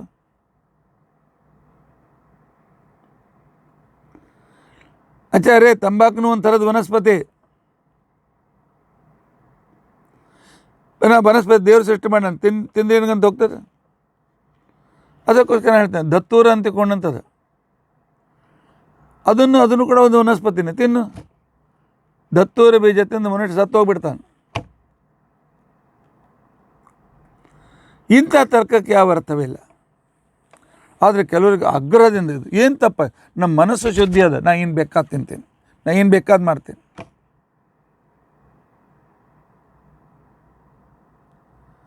ಒಟ್ಟು ನಾನು ರಿವರ್ಸ್ ಕ್ರಾಂತಿ ಮಾಡ್ತೇನೆ. ಇದು ಹುಚ್ಚುತನದ ವಾದ, ಹುಚ್ಚುತನದ ಕ್ರಮ. ಇಂಥವರಿಗೆ ಪರಮಾತ್ಮ ಎಂದಿಗೂ ಪರಮಾತ್ಮನ ಬಗ್ಗೆ ಅವರು ತಿಳಿದುಕೊಳ್ಳಲು ಸಮರ್ಥರಾಗುವುದಿಲ್ಲ, ತಿಳಿದುಕೊಳ್ಳಿಕ್ಕೆ ಸಮರ್ಥರಾಗೋದಿಲ್ಲ.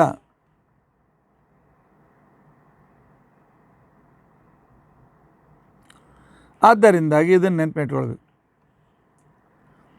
ಅವರಲ್ಲಿದ್ದ ಪರಮಾತ್ಮನನ್ನು ಮರೆತಿದ್ದಾರೆ. ಅವರು ಪರಮಾತ್ಮನನ್ನು ಮರೆತಿದ್ದಾರೆ. ಕುತ್ತಿಗೆಯಲ್ಲಿದ್ದ ರತ್ನದ ಹಾರವನ್ನು ಮರೆತಿದ್ದಾರೆ. ಹೃದಯದಲ್ಲಿದ್ದ ಭಗವಂತನ ಮರೆತಿದ್ದಾರೆ. ಅವನನ್ನು ಬಯಸುವ ಬದಲಾಗಿ ಪಿಜ್ಜಾ ಬಯಸ್ತಾರೆ, ಬರ್ಗರ್ ಬರೆಸ್ತಾರೆ, ವೇಪರ್ ಬಯಸ್ತಾರೆ. ಇನ್ನೊಂದೇನೋ ಬರ್ತಲ್ಲ 2 ಮಿನಿಟ್, ಏನಂತಾರೆ ಅದಕ್ಕೆ?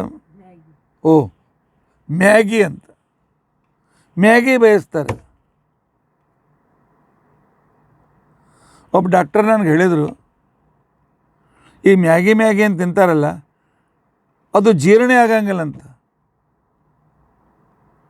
ಅದರಲ್ಲಿ ಯಾವ ಸತ್ವ ಇರೋಂಗಿಲ್ಲ, ಜೀರ್ಣೇ ಆಗಂಗಿಲ್ಲ, ಮನುಷ್ಯನ ಹಸಿವನ್ನು ನಾಶಪಡಿಸ್ತದೆ, ಶರೀರಕ್ಕೆ ಬೇಕಾಗಿರ್ತಕ್ಕಂಥ ಪ್ರೋಟೀನ್ ಸಿಗಂಗಿಲ್ಲ. ಅದೊಂದು ಸ್ಲೋ ಪಾಯ್ಸನ್ ಅಂತ ತಿಳ್ಕೊಂಡಂತೇಳಿ ನನಗೆ ಅತ್ಯಂತ ಬೇಕಾಗಿರ್ತಕ್ಕಂಥ ಡಾಕ್ಟರ್ ಹೇಳ್ತಾರೆ. ಮ್ಯಾಗಿ ಇದು ಸ್ಲೋ ಪಾಯ್ಸನ್. ಮ್ಯಾಗಿ ಇದು ತಾಮಸ ಆಹಾರ. ಯಾಕೆ? ಮ್ಯಾಗಿ ತಯಾರು ಮಾಡ್ತಾರಲ್ಲ, ಮೊದಲ ಹಿಟ್ಟು ಕುದಿಸ್ತಾರೆ, ಕುದಿಸಿ ಅದನ್ನು ಪ್ರೆಸ್ ಮಾಡಿ ಒಣಗಿಸ್ತಾರೆ, ಅದನ್ನು ನಿಮಗೆ ಕೊಡ್ತಾರೆ. ಅದು ಕುದ್ದೇ ಬಂದದರಿಂದಾಗಿ ನೀರಿನ ಬಿಸಿ ಆದ ತಕ್ಷಣಕ್ಕೆ ಮತ್ತು ಲಘುನೆ ಅದು ಮೆತ್ತಗಾಗಿಬಿಡುತ್ತೆ ಅಷ್ಟೇ. ಅದು ಹೊಟ್ಟೆಗೆ ಜೀರ್ಣ ಆಗಲ್ಲ, ಅವು ಹಂಗೆ ಕೂತಿರ್ತಾವೆ, ಶಾವಿಗೆ ಹಂಗೆ ಕೂತಿರ್ತಾವೆ. ತಾಮಸ ಆಹಾರ ಯಾಕೆ? ಯಾತಯಾಮಂ ಗತರಸಂ, ಯಾವುದನ್ನು ಬೇಯಿಸಿದ ನಂತರ 1 ಯಾಮ 4 ತಾಸು ಆದಮೇಲೆ ಅದು ತಾಮಸ ಆಹಾರ ಆಗ್ತದೆ. ಅದಕ್ಕೋಸ್ಕರವೇ ಸಾಧಕರಿಗೆ ತಂಗಳ ತಿನ್ನಬೇಡ ಅಂತ ಅಷ್ಟು ಹೇಳ್ಬಿಟ್ಟ. 4 ತಾಸು ಆದಮೇಲೆ ತಿನ್ನಬೇಡ, ಅದರ ಕನ್ಸೆಷನ್ ಕೊಟ್ಟಾರೆ. ಸ್ವಾಮಿಗಳ ಹತ್ರ ಹೋಗಿರ್ತೇವೆ, ಮುಂಜಾನಿಂದೆ ಅನ್ನ ನಡೆದಿರ್ತವೆ, ಊಟ ಮಧ್ಯಾಹ್ನ 3 ಗಂಟೆಗೆ ಆಗ್ತದೆ, 4-6 ತಾಸಾಗಿರ್ತದೆ. ಅಂಥಲ್ಲಿ ನಿಯಮ ಅಲ್ಲ. ಆದರೆ ನಾವೇನು ಅಂಗಡಿಯಿಂದ ತರ್ತೀವಲ್ಲ, ಅವ ಪಿಜ್ಜಾ ಯಾವಾಗ ಬೇಯಿಸಿ ಇಟ್ಟಿರ್ತಾನೆ, ನಿಮಗೆ ಕಳಿಸೋನು ಬಿಸಿ ಮಾಡಿ ಕಳಿಸ್ತಾನೆ ಅಷ್ಟೆ. ತಾಮಸ ಆಹಾರ. ತಾಮಸ ಆಹಾರದ ರಿಸಲ್ಟ್ ತಮಸ್ಸು ಅಷ್ಟೆ. ಅಜ್ಞಾನ, ನರಕ, ಅಂಧಂತಮಸ್ಸು. ನಿಷಿದ್ಧ ಕಾಮನಾಯುಕ್ತಾಂ ಅಸತಾಂತು ವಿಷೇಡತಃ ದುರ್ಜ್ಞೇಯೋ ಭಗವಾನ್ ವಿಷ್ಣು ಹೃದಯಸ್ಥೋ ಅಸ್ಮೃತ ಹಾರವತ್. ನನಗೆ ಮೊನ್ನೆ ನಮ್ಮ ಪರಿಚಿತರು, ಅತಿ ಬೇಕಾದಾಗಿರ್ತಕ್ಕಂಥವ್ರು, ಅವ್ರ ಮಗ ನನಗೆ ಪ್ರಶ್ನೆ ಮಾಡಿದ, ಏನು ರೀ ಆಚಾರ, ಭಾಗವತ ಕೂಡಬೇಕು ಅಂತಂತೀವಿ, ದಿನ ನಮಗೆ ಬೈತಾರಲ್ಲ, ಹೋಟೆಲ್ಗೆ ಹೋಗ್ತಿ ತಿಂತಿ ಅಂತ ತಿಳ್ಕೊಂಡಂತೇಳಿ. ನಾವು ರುಚಿಯಾಗಿ ಹೋಟೆಲ್ನ ತರಿಸಿ ತಿನ್ನುವಾಗ ಅದ್ರ ಮೇಲೆ ನಿಮ್ಮ ಕಣ್ಣು ಯಾಕೆ? ನಾ ಏನು ಕಣ್ಣು ಹಾಕಂಗಿಲ್ಲಪ್ಪ. ಮತ್ತು ಯಾಕೆ ಪುರಾಣದ ದಿನಕ್ಕೊಮ್ಮೆ ಬಂದೇ ಬರ್ತಾನೆ? ಹೌದು, ಯಾಕೆ ನಾ ಹೇಳ್ತೀನಿ ಅಂತ ತಿಳ್ಕೊಂಡಂತಂದರೆ, ತಾಮಸ ಆಹಾರದಿಂದ ವಿಕೃತ ಮನಸ್ಸಿಂದ ಬರೀ ಪಾಪಗಳಾಗ್ತಾವೆ, ಪುಣ್ಯ ಕೆಲಸ ಆಗಂಗಿಲ್ಲ. ಯಾತಯಾಮಂ ಗತರಸಂ, ಯಾಕೆ ಅಂತಿಕೊಂಡು ನಿಮಗೆ ಗೊತ್ತಿದೆ, ಎಷ್ಟೋ ಸಲ ನಾನು ಕತೆ ಹೇಳೀನಿ. ಯಾವ ವ್ಯಕ್ತಿ ಅಡುಗೆ ಮಾಡ್ತಾನೆ ಅದರ ಪ್ರಭಾವ ಅದರ ಮೇಲೆ ಬೀಳ್ತದೆ. ಯಾವನು ಆಹಾರ ತಯಾರು ಮಾಡ್ಯಾನಲ್ಲ, ಅವನು ಅದು ನ್ಯಾಯದ ಹಣದಿಂದ ಮಾಡಿದ್ದಾನು, ಅನ್ಯಾಯದ ಹಣದಿಂದ ಗೊತ್ತಿಲ್ಲದೆ ಅದರ ಪ್ರಭಾವನೂ ಬೀಳ್ತದೆ. ಆ ನಂತರ ಅದನ್ನು ಮಾಡಿದವನ ಪ್ರಭಾವ, ಅದನ್ನು ಬಡಿಸಿದವನ ಪ್ರಭಾವ, ಮಾಡಿದವ ಯಾವನೋ ಕಂಪ್ನಿ, ಆ ಕೆಲಸಗಾರರು ಒಳ್ಳೆ ಭಗವದ್ಭಕ್ತರಾಗಿರ್ತಾರೇನು, ದೇವರು ಸಿಗಲಿ ಅಂತಿಕೊಂಡಂಥೇಳಿ ಈ ರೀತಿ ಎಲ್ಲ ತಯಾರು ಮಾಡ್ತಾರೇನಲ್ಲಿ? ಇಲ್ಲ. ಅವರ ಹಣಕ್ಕೋಸ್ಕರ ಹೆಚ್ಚಿಗೆ ಲಾಭ ಸಿಗಲಿ. ನಾವು ಮಾಡಿರ್ತಕ್ಕಂಥ ಮಟೀರಿಯಲ್ ₹2 ಖರ್ಚಾದರೆ ಇದನ್ನು ₹200 ಮಾರೋದು. ಈ ಕಮರ್ಷಿಯಲ್ ಕೆಟ್ಟ ವಿಚಾರ ಇಟ್ಕೊಂಡು ಅವ್ರು ಕಂಪ್ನಿಯವರು ಮಾಡೋರು ನಮ್ಗೆ ಪಗಾರ ಸಿಗ್ತದೆ, ಏನು ಬೇಕಾದ್ರು ಮಾಡ್ತೀವಿ, ಅವರ ಭಾವನೆ. ಅದನ್ನು ಸಪ್ಲೈ ಮಾಡ್ತಾರಲ್ಲ, ಅಂಗಡಿಗೆ ಸಪ್ಲೈ ಮಾಡೋರು, ಅವ್ರ ಭಾವನೆಗಳು ಅದ್ರಲ್ಲಿ ಸೇರ್ಕೋತಾವೆ. ಆ ಅಂಗಡಿಯಿಂದ ನಿಮಗೆ ಸಪ್ಲೈ ಮಾಡ್ತಾರಲ್ಲ, ಈಗೀಗಲ್ಲ ಟೊಮ್ಯಾಟೊ ಏನೋ ಇದಾವಲ್ಲ, ಟೊಮೆಟೊ ಏನು ಹೆಸರು ಅದಕ್ಕೆ? ಜೊಮ್ಯಾಟೊ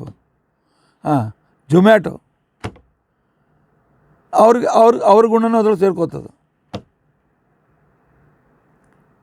ತಿಂದವ್ರ ಹಣೆ ಬರಗೆ ನೀವು ವಿಚಾರ ಮಾಡಿರಿ. ಅದಕ್ಕೋಸ್ಕರ ನಮ್ಮಲ್ಲಿ ಅಡಿಗೆ ಮಾಡಿದವ್ರು ಮಡಿಲೇ ಮಾಡಬೇಕು, ಒಳ್ಳೆಯ ಜನ ನೈವೇದ್ಯ ಮಾಡಬೇಕು, ಬಡಿಸೋರು ಒಳ್ಳೆಯ ಮನಸ್ಸಿಂದ ಬಡಿಸ್ಬೇಕು. ಊಟಕ್ಕೆ ಕೂಡುವಾಗ ದೇವರ ಮಂತ್ರಗಳನ್ನು ಹೇಳಬೇಕು. ಊಟಕ್ಕೆ ಕೊಡುವಾಗ ಪ್ರತಿಯೊಂದು ಹೆಜ್ಜೆ ಹೆಜ್ಜೆಗೂ ರಾಮ ಕೃಷ್ಣ ಗೋವಿಂದ ಅಂತ ತಿಳ್ಕೊಂಡು ಅಂತೇಳಿ ಕವಳೆ ಕವಳೆ ಪರಮಾತ್ಮನ ಹೆಸರು ತೊಗೋಬೇಕು ಅಂತ ತಿಳ್ಕೊಂಡು ಅಂತೇಳಿ ಮಹಾರಾಷ್ಟ್ರದಲ್ಲಿ ಏನು ಹೇಳ್ತಾರೆ, ಆ ರೀತಿಯಾಗಿ ದೇವರ ಹೆಸರನ್ನು ತೆಗೆದುಕೊಳ್ಳಬೇಕು. ಇವತ್ತು ಹೊಸ ಸ್ಟೈಲ್. ಏನು ಹೊಸ ಸ್ಟೈಲು ಅಂತ ತಿಳ್ಕೊಂಡು ಅಂತಂದರೆ, ಈಗೇನೋ ಒಂದು ಕವರ್ ಬರ್ತದೆ ಮೊಬೈಲ್ಗೆ, ಅದನ್ನಿಟ್ಟರೆ ಸ್ಟ್ಯಾಂಡ್ ಹಂಗೆ ನಿಂದಿರ್ತದೆ. ಆ ಮೊಬೈಲ್ನಾಗ ಸಿನಿಮಾ ಹಚ್ಕೊಳ್ಳೋದು, ಎದುರು ಇಟ್ಕೊಂಡು ತಿನ್ಕೋತಿರೋದು. ಬಾಯಾಗ ಅನ್ನ ಜೊತೆಗೆ ನೊಣ ಹೋಗ್ತಾವೋ ಜೀರಳೆ ಹೋಗ್ತಾವೋ ಏನು ಗೊತ್ತಿಲ್ಲ. ಅದಕ್ಕೆ ಲಕ್ಷ್ಯ ಇರೋಂಗೆ ನೋಡಿ, ಆರ ಕಡೆ ಮೊಬೈಲ್ ಕಡೆ ಲಕ್ಷ್ಯ ಇರ್ತದೆ. ಊಟ ಅಂತಾರೆ, ಪರಮಾತ್ಮ ಕೊಟ್ಟಾನ, ಉಪಕಾರ ಮಾಡಿದ್ದಾನೆ, ಅನ್ನಬ್ರಹ್ಮ. ಇಲ್ಲಿ ಪದಾರ್ಥಗಳಿಲ್ಲ, ದೇವತೆಗಳಿದ್ದಾರೆ, ಅವರು ಸನ್ನಿಧಾನ ನನ್ನಲ್ಲಿ ಬರ್ತಾಯಿದೆ ಅಂತ ಭಕ್ತಿಯಿಂದ ಪರಮಾತ್ಮ ನೆನೆಸ್ತಾ ಊಟ ಮಾಡೋದಲ್ಲಿ, ಈ ತಾಮಸಿ ಊಟ ಮಾಡೋದಲ್ಲಿ. ಅದಕ್ಕೆ ನಿಷಿದ್ಧ ಕಾಮನಾಯುಕ್ತಾಂ ಅಸತಾಂ ಅಂಥವರಿಗೆ ಮಹಾ ಕೆಟ್ಟ ವ್ಯಕ್ತಿಗಳು, ಮಹಾಪಾಪಿಗಳು ಅಂತ ತಿಳ್ಕೊಂಡು ಕರೆದಾರೆ. ಅವ್ರು ಕರೆದಾರೆ, ಅದರಿಂದ ನಾ ಕರಿತೇನೆ, ಮತ್ತೆ ನಂದೇನು ತಪ್ಪಿಲ್ಲ. ವಿಷ್ಣು ಹೃದಯಸ್ಥಃ, ಒಳಗಿದ್ದ ದೇವರಿಗೆ ಭಾಳ ತ್ರಾಸಾಗ್ತದೆ. ನಾ ಒಳಗಿದ್ದೀನಿ, ಈ ಈರುಳ್ಳಿ ಬೆಳ್ಳುಳ್ಳಿ ಕೆಟ್ಟ ವಾಸನೆ ಹೊಟ್ಟೆಗೆ ಹಾಕ್ಲಿಕ್ಕತ್ತಾನಲ್ಲ ಅಂತ ತಿಳ್ಕೊಂಡಂತೇಳಿ ನಾಲಿಗೆಯಲ್ಲಿ ಇರ್ತಕ್ಕಂಥ ಆ ವರುಣ ವಿಲಿ ವಿಲಿ ವಿಲಿ ಒದ್ದಾಡ್ತಾನೆ ಈ ತಾಮಸಿ ಆಹಾರ ತಿನ್ನುವಾಗ. ತಿನ್ನಬೇಕಲ್ಲ, ರುಚಿ ನೋಡಬೇಕಲ್ಲ, ನಾನು ರುಚಿ ನೋಡಿದ್ರೆ ಒಳಗೆ ಕಳಿಸ್ಬೇಕಲ್ಲ.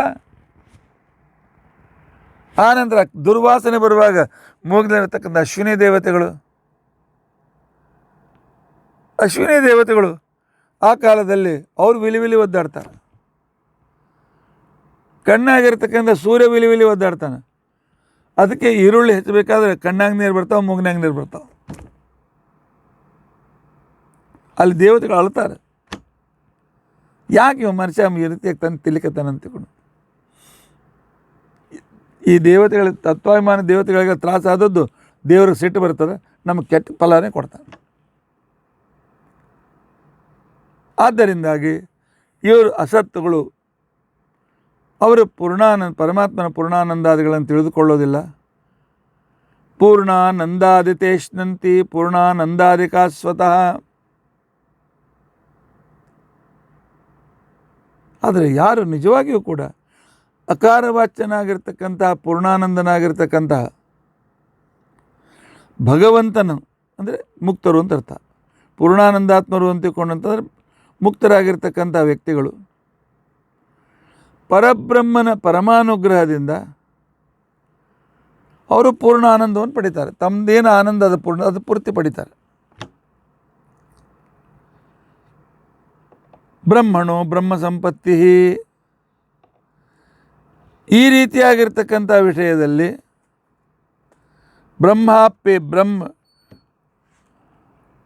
ಬ್ರಹ್ಮೈವ ಸನ್ ಬ್ರಹ್ಮಾಪ್ಯೇತಿ ಅಂತಕ್ಕಂಥ ಹಿಂದಿನ ಶ್ರುತಿನ ಪೆಟ್ಕೊಳ್ಳಿ. ಜೀವರಿಗೆ ಪರಮಾತ್ಮ ಬ್ರಹ್ಮ ತನ್ನಲ್ಲಿರ್ತಕ್ಕಂಥ ಅವರ ಪೂರ್ಣ ಆನಂದವನ್ನು ಅವ್ರಿಗೆ ಕೊಡ್ತಾನೆ.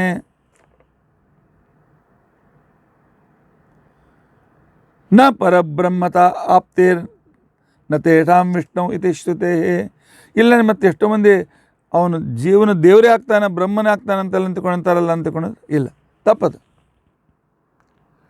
ಯಾಕಂದರೆ ಶ್ರುತಿ ಅದ. ಏನು ಶ್ರುತಿ ಅದ? ನತೇ ವಿಷ್ಣು ಜಾಯಮಾನೋ ನ ಜಾತಃ ದೇವಮಹಿನ್ನ ಪರಮಂತಮಾಪ. ಎಂದೆಂದಿಗೂ ಜೀವರು ದೇವರಾಗುವುದಿಲ್ಲ. ಜೀವರು ದೇವತ್ವವನ್ನು ಹೊಂದೋದೇ ಇಲ್ಲ, ವಿಷ್ಣು ಆಗಲಿಕ್ಕೆ ಸಾಧ್ಯವಿಲ್ಲ ಅಂತೇಳಿ ನತೇ ವಿಷ್ಣು ಜಾಯಮಾನೋ ನ ಜಾತೋ ದೇವಮಹಿನ್ನ ಪರಮಾಂತಮಾಪ. ಸರ್ವಜ್ಞೆಯಲ್ಲಿ ಅಲ್ಪಜ್ಞೆಯಲ್ಲಿ ಒಂದಕ್ಕೊಂದು ಐಕ್ಯ ಆಗೋದಿಲ್ಲ. ಈ ರೀತಿಯಾಗಿ ಶ್ರುತಿ ಇರೋದರಿಂದಾಗಿ ಅನ್ಯೇಷಾಂ ಮ್ರಿಯಮಾಣಾನಾಂ ಪ್ರಾಣಾಭಾಗತ ಏವತು. ಸಾಮಾನ್ಯ ಜನರು ಪ್ರಾಣ ಬಿಟ್ಟಾಗ ತತ್ವಾಭಿಮಾನ ದೇವತೆಗಳು ತಮ್ಮ ಮೂಲ ರೂಪಕ್ಕೆ ಹೋಗಿ ಸೇರ್ಕೊಂಡ್ಬಿಡ್ತಾರೆ. ಆದರೆ ಜ್ಞಾನಿನಾಂ ಮುಚ್ಯಮಾನಾನಾಂ, ಜ್ಞಾನಿಗಳು ಯಾವಾಗ ಮುಕ್ತರಾಗ್ತಾರೆ ಆವಾಗ ದೇವತೆಗಳು ಅವ್ರ ಜೊತೆಗೆ ಮೋಕ್ಷಕ್ಕೆ ಹೋಗ್ತಾರೆ. ಯಾಕೆಂದರೆ ದೇವತೆಗಳ ಜೊತೆಗೇ ಬ್ರಹ್ಮರ ಹತ್ರ ಹೋಗಿರ್ತಾರೆ. ಎಲ್ಲರೂ ಬ್ರಹ್ಮದೇವರು ಎಲ್ಲರನ್ನು ಕರ್ಕೊಂಡೇ ನಿರ್ಜಾನದ ಸ್ನಾನ ಮಾಡಿಸಿ ಕರ್ಕೊಂಡು ಹೋಗ್ತಾರೆ. ಆದ್ದರಿಂದಾಗಿ ದೇವತೆಗಳು ಅವ್ರ ಜೊತೆಯಲ್ಲಿ ಹೋಗ್ತಾರೆ. ಅಂತ ಈ ರೀತಿಯಾಗಿ ತೇನೇವ ಸಹ ಸಂಯಾಂತೆ ತಥೋ ಅನುತ್ಕ್ರಮಣ ಶ್ರುತಿ, ಈ ರೀತಿಯಾಗಿ ಉತ್ಕ್ರಮಣ ಶ್ರುತಿ ನಮಗದನ್ನು ಆ ರೀತಿ ಉತ್ಕ್ರಮಣ ಅವರು ಪರಮಾತ್ಮನನ್ನು ಹೊಂತಾರೆ ಅಂತ ಅನ್ನೋದು ವೇದ ಮಂತ್ರ ಇವೆ ಅಂತ ಹೇಳಿ ಬ್ರಹ್ಮತರ್ಕ ನಮಗೆ ತಿಳಿಸ್ತಾ ಇದೆ. ಅದಕ್ಕೋಸ್ಕರ ನಿಷಿದ್ಧ ಕಾಮನ ಮಾಡದೆ ಪರಮಾತ್ಮನನ್ನು ಬಯಸ್ತಾ ಇಲ್ಲಿಯೂ ಸುಖವನ್ನು ಹೊಂದಿ ಆನಂತರವೂ ಕೂಡ ಪರಮಾತ್ಮನಿಂದ ವಿಶೇಷವಾಗಿರ್ತಕ್ಕಂಥ ಅನುಗ್ರಹದಿಂದ ಅಪರೋಕ್ಷ ಜ್ಞಾನ ಪಡೆದು ಆ ಪರಮಾತ್ಮನನ್ನೇ ಬಯಸುತ್ತಾ ಪರಮಾತ್ಮನ ಸಾರೂಪ್ಯಲೋಕದಲ್ಲಿ ಹೋಗಿ ನಮ್ಮ ಪರಿಪೂರ್ಣ ಆನಂದವನ್ನು ಅನುಭವಿಸೋದು ನಿಷಿದ್ಧ ಕಾಮನೆ ಬಿಟ್ಟಾಗ. ನೋಡಿ, ನಾವು ಎಷ್ಟು ಒಂದು ಸಲ ಲಿಸ್ಟ್ ಮಾಡಿ ಶಾಸ್ತ್ರ ವಿರುದ್ಧ ನಾನು ಏನೇನು ಬಯಸ್ತಾ ಇದ್ದೀನಿ ಅಂತ. ಲಂಚ ತೊಗೋಬೇಕು ಅಂತ ಬಯಸ್ತೀನಿ, ಆನಂತರ ಆ ಹುಡುಗಿ ಈ ಹುಡುಗಿ ಆ ಪರಸ್ತ್ರೀಯರ ಮೇಲೆ ನಾನು ಇಚ್ಛೆಯನ್ನು ಮಾಡ್ತೀನಿ, ಪರಪುರುಷರ ಮೇಲೆ ಇಚ್ಛೆಯನ್ನು ಮಾಡ್ತೀನಿ, ಆನಂತರ ನಾನು ಹೋಟೆಲ್ನ ತರಿಸ್ಬೇಕು ಅಂತ ಇಚ್ಛೆ ಮಾಡ್ತೀನಿ, ಇನ್ನೊಬ್ಬರ ಟೊಪ್ಪಿಗೆ ಹಾಕಿ ಹಾನಿ ಮಾಡಬೇಕು ಅಂತಂತೀನಿ, ಇನ್ನೊಬ್ಬರ ಆಸ್ತಿ ಮುಳುಗಿಸ್ಬೇಕು ಅಂತಂತೀನಿ, ಜೂಜಾಡಬೇಕು ಅಂತಂತೀನಿ. ಇವೆಲ್ಲ ನಿಷಿದ್ಧ ಕಾಮನೆಗಳು. ಈ ನಿಷಿದ್ಧ ಕಾಮನೆ ಆಗಿರ್ತಕ್ಕಂಥ ವ್ಯಕ್ತಿಗೆ ಪರಮಾತ್ಮ ಅನುಗ್ರಹ ಆಗೋದು, ಪರಮಾತ್ಮ ಜ್ಞಾನವೂ ಆಗೋದಿಲ್ಲ, ಅನುಗ್ರಹವೂ ಆಗೋದಿಲ್ಲ, ಮೋಕ್ಷ ಅಂತೂ ಭಾಳೇ ದೂರುಳಿತು. ಆದ್ದರಿಂದಾಗಿ ಇಂಥ ಒಂದು ವಿಶಿಷ್ಟವಾಗಿರ್ತಕ್ಕಂಥ ರೀತಿಯಿಂದ ಪರಮಾತ್ಮನ ಮಹಿಮೆಯನ್ನು ನಿಷ್ಕಾಮ ಕರ್ಮಗಳು ಮಾತ್ರ ತಿಳಿದುಕೊಳ್ತಾರೆ, ಉಳಿದವರು ಇಲ್ಲ.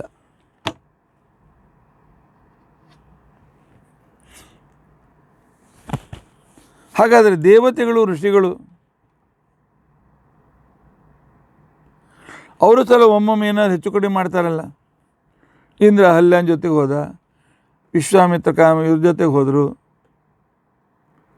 ಮತ್ತು ಇಂಥವ್ರ ಪರಿಸ್ಥಿತಿ ಏನು ಅಂತ ತಿಳ್ಕೊಂಡಂತಂದರೆ ಆ ಕಾಲಕ್ಕೆ ಹೇಳ್ತಾನೆ, ಯಾವನಿಗೆ ಅಪರೋಕ್ಷ ಜ್ಞಾನ ಆಗಿದೆ ಅಂಥ ವ್ಯಕ್ತಿಗೆ ಸಂಚಿತ ಅಂತ ಹೋಗಿಬಿಟ್ಟಿದೆ, ಆಗಾಮಿನೂ ಬರೋದಿಲ್ಲ. ಆದ್ದರಿಂದಾಗಿ ದೇವತೆಗಳು ಋಷಿಗಳು ಅಂತ ಏನಿದ್ದಾರೆ ಇವರು ಎಂದೂ ಕೆಟ್ಟ ಗಮನ ಮಾಡೋಂಗೇ ಇಲ್ಲ. ಪ್ರಮಾಣ ಏನು? ಅದಕ್ಕೋಸ್ಕರ ಪರಮಾತ್ಮ ಸ್ಕಂದ ಪುರಾಣದ ಒಂದು ಉದಾಹರಣೆಯನ್ನು ಕೊಟ್ಟು ಹೇಳ್ತಾನೆ, ದೇವಾಶ್ಚ ಋಷಯಶ್ಚೈವ, ದೇವತೆಗಳಾಗಲಿ ಋಷಿಗಳಾಗಲಿ ಸುಭಕ್ತಿಯ ಕಾಮಿನೋಪಿತು, ಸ್ವಾಭಾವಿಕ ಭಕ್ತರು. ಅವರು ಕೆಲವು ಸರ್ತಿಕ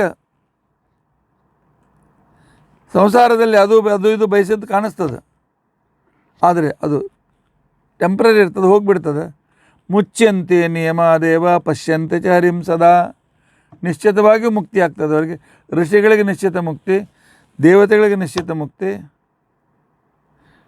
ಅವ್ರಿಗಿಂತ ಕೆಳಗಿರ್ತಕ್ಕಂಥ ದೇವಗಂಧರ್ವಿಗೆ ನಿಶ್ಚಿತ ಮುಕ್ತಿ, ಅವ್ರಿಗಿಂತ ಕೆಳಗಿರ್ತಕ್ಕಂಥವ್ರು ಮನುಷ್ಯ ಗಂಧರ್ವಿಗೆ ನಿಶ್ಚಿತ ಮುಕ್ತಿ, ಅವ್ರಿಗಿಂತ ಕೆಳಗಿರ್ತಕ್ಕಂಥ ಮನುಷ್ಯೋತ್ತಮರ ಮುಕ್ತಿ. ಇನ್ನು ಮನುಷ್ಯೋತ್ತಮರಾಗದೇ ಇರ್ತಕ್ಕಂಥವ್ರು ನಿತ್ಯ ಸಂಸಾರದಲ್ಲಿ ಉಳಿತಾರೆ. ಆದ್ದರಿಂದಾಗಿ ಮನುಷ್ಯನಾಗಿರ್ತಕ್ಕಂಥ ಸಾಧಕನಾಗಿರ್ತಕ್ಕಂಥ ವ್ಯಕ್ತಿ ನಿಷಿದ್ಧ ಕಾಮನೆಗಳನ್ನು ಬಿಟ್ಟು ಆ ಪರಮಾತ್ಮನನ್ನೇ ಬಯಸಲಿಕ್ಕೆ ಪ್ರಯತ್ನಿಸಬೇಕು. ಆದರೆ ಅವನು ಬಯಸೋಕ್ಕಿಂತ ಮೊದಲು ಭಾಗವತಾದಿ ಗ್ರಂಥಗಳಿಂದ ಅವನ ಮಹಿಮೆಗಳನ್ನು ತಿಳ್ಕೊಂಡಿರಬೇಕು. ಮಹಿಮೆ ತಿಳ್ಕೊಂಡಾಗ ಅದನ್ನೇ ಚಿಂತೆ ಮಾಡ್ತಾ ಇದ್ದಾಗ ಅದೇ ರೀತಿಯಾಗಿರ್ತಕ್ಕಂಥ ಉತ್ತಮವಾಗಿರ್ತಕ್ಕಂಥ ಇಚ್ಛೆ ಬರ್ತದೆ. ಉತ್ತಮ ಇಚ್ಛೆ ಬಂದಾಗ ಪರಮಾತ್ಮ ಉತ್ತಮವಾದ ಗತಿಯನ್ನು ಕೊಡ್ತಾನೆ, ನಮ್ಮನ್ನು ಉದ್ಧಾರ ಮಾಡಿ ಮೋಕ್ಷಕ್ಕೆ ಕರ್ಕೊಂಡು ಹೋಗ್ತಾನೆ.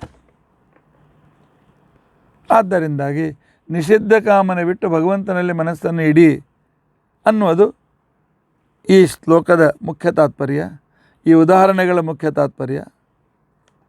ಇದನ್ನು ನಾವು ಅರ್ಥ ಮಾಡಿಕೊಳ್ಬೇಕು. ಆದರೆ ದೇವತೆಗಳು ಋಷಿಗಳು ಇವರೆಲ್ಲ ಮುಕ್ತರಾಗಲಿ ಡಿಸರ್ವ್ ಆಗಿರ್ತಕ್ಕಂಥ ವ್ಯಕ್ತಿಗಳು, ಇವರು ಮುಕ್ತಿಗೆ ಹೋಗ್ತಾರೆ. ಇಂಥ ಒಂದು ಮಹತ್ವಪೂರ್ಣವಾಗಿರ್ತಕ್ಕಂತಹ ತತ್ವಜ್ಞಾನವನ್ನು ಯಾಕೆ ಪುನಃ ಪುನಃ ಹೇಳ್ತಾ ಇದ್ದೇವೆ ಅಂತ ತಿಳ್ಕೊಂಡಂತಂದರೆ, ನಮ್ಮಲ್ಲಿರ್ತಕ್ಕಂಥ ಅಪವಿತ್ರ ಅನ್ನ ತಿನ್ನುವ ಬಯಕೆ ಹೋಗಬೇಕು. ಭಾಳ ದುಃಖ ಆಗ್ತದೆ. ಬಹಳ ದಾನಶೂರರು ಇರ್ತಾರೆ, ಬಹಳ ಮನೆ ಪೂಜೆ ಪುನಸ್ಕಾರ ವ್ರತ ನಿಯಮ ಎಲ್ಲ ಮಾಡ್ತಿರ್ತಾರೆ.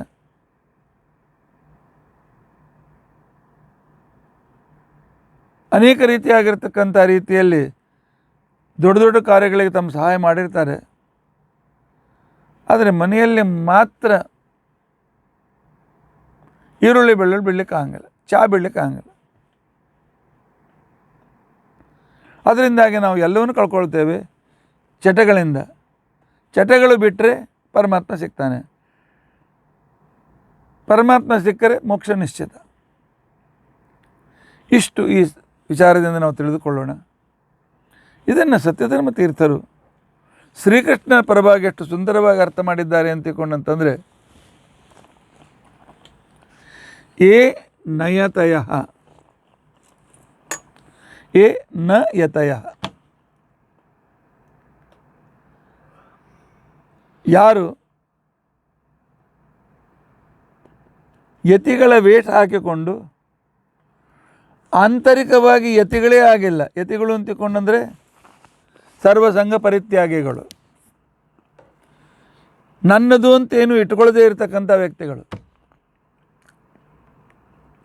ಆದರೆ ಕೆಲವು ಸನ್ಯಾಸಾಶ್ರಮ ತೆಗೆದುಕೊಂಡು ನ ಯತಿಗಳಾಗ್ತಾರೆ. ಅಂದರೆ ಸನ್ಯಾಸ ಧರ್ಮ ಪರಿಪಾಲನೆ ಮಾಡೋಂಗೇ ಇಲ್ಲ. ಏನೇನೋ ಭೋಗಗಳನ್ನು ಬಯಸ್ತಾರೆ, ಏನೇನೋ ಅನೇಕ ರೀತಿಯ ವಸ್ತುಗಳನ್ನು ಬಯಸ್ತಾರೆ, ಏನೇನೋ ಮೋಸ ಮಾಡ್ತಾರೆ, ಏನೇನೋ ರೀತಿಯಾಗಿರ್ತಕ್ಕಂಥ ಕ್ರಮದಲ್ಲಿರ್ತಾರೆ. ಯಾವುದೋ ರೀತಿಯಾಗಿರ್ತಕ್ಕಂಥ ಕ್ರಮದಲ್ಲಿರ್ತಕ್ಕಂಥವ್ರು ಯತಿಗಳಂತ ಅನಿಸ್ಕೊಳ್ತಾರೆ. ಇಂಥವರು ಯತಿಗಳ ಸಮೂಹಕ್ಕೆ ಅವ್ರ ಕಲಂಕ. ಮೊನ್ನೆ ಒಬ್ಬರು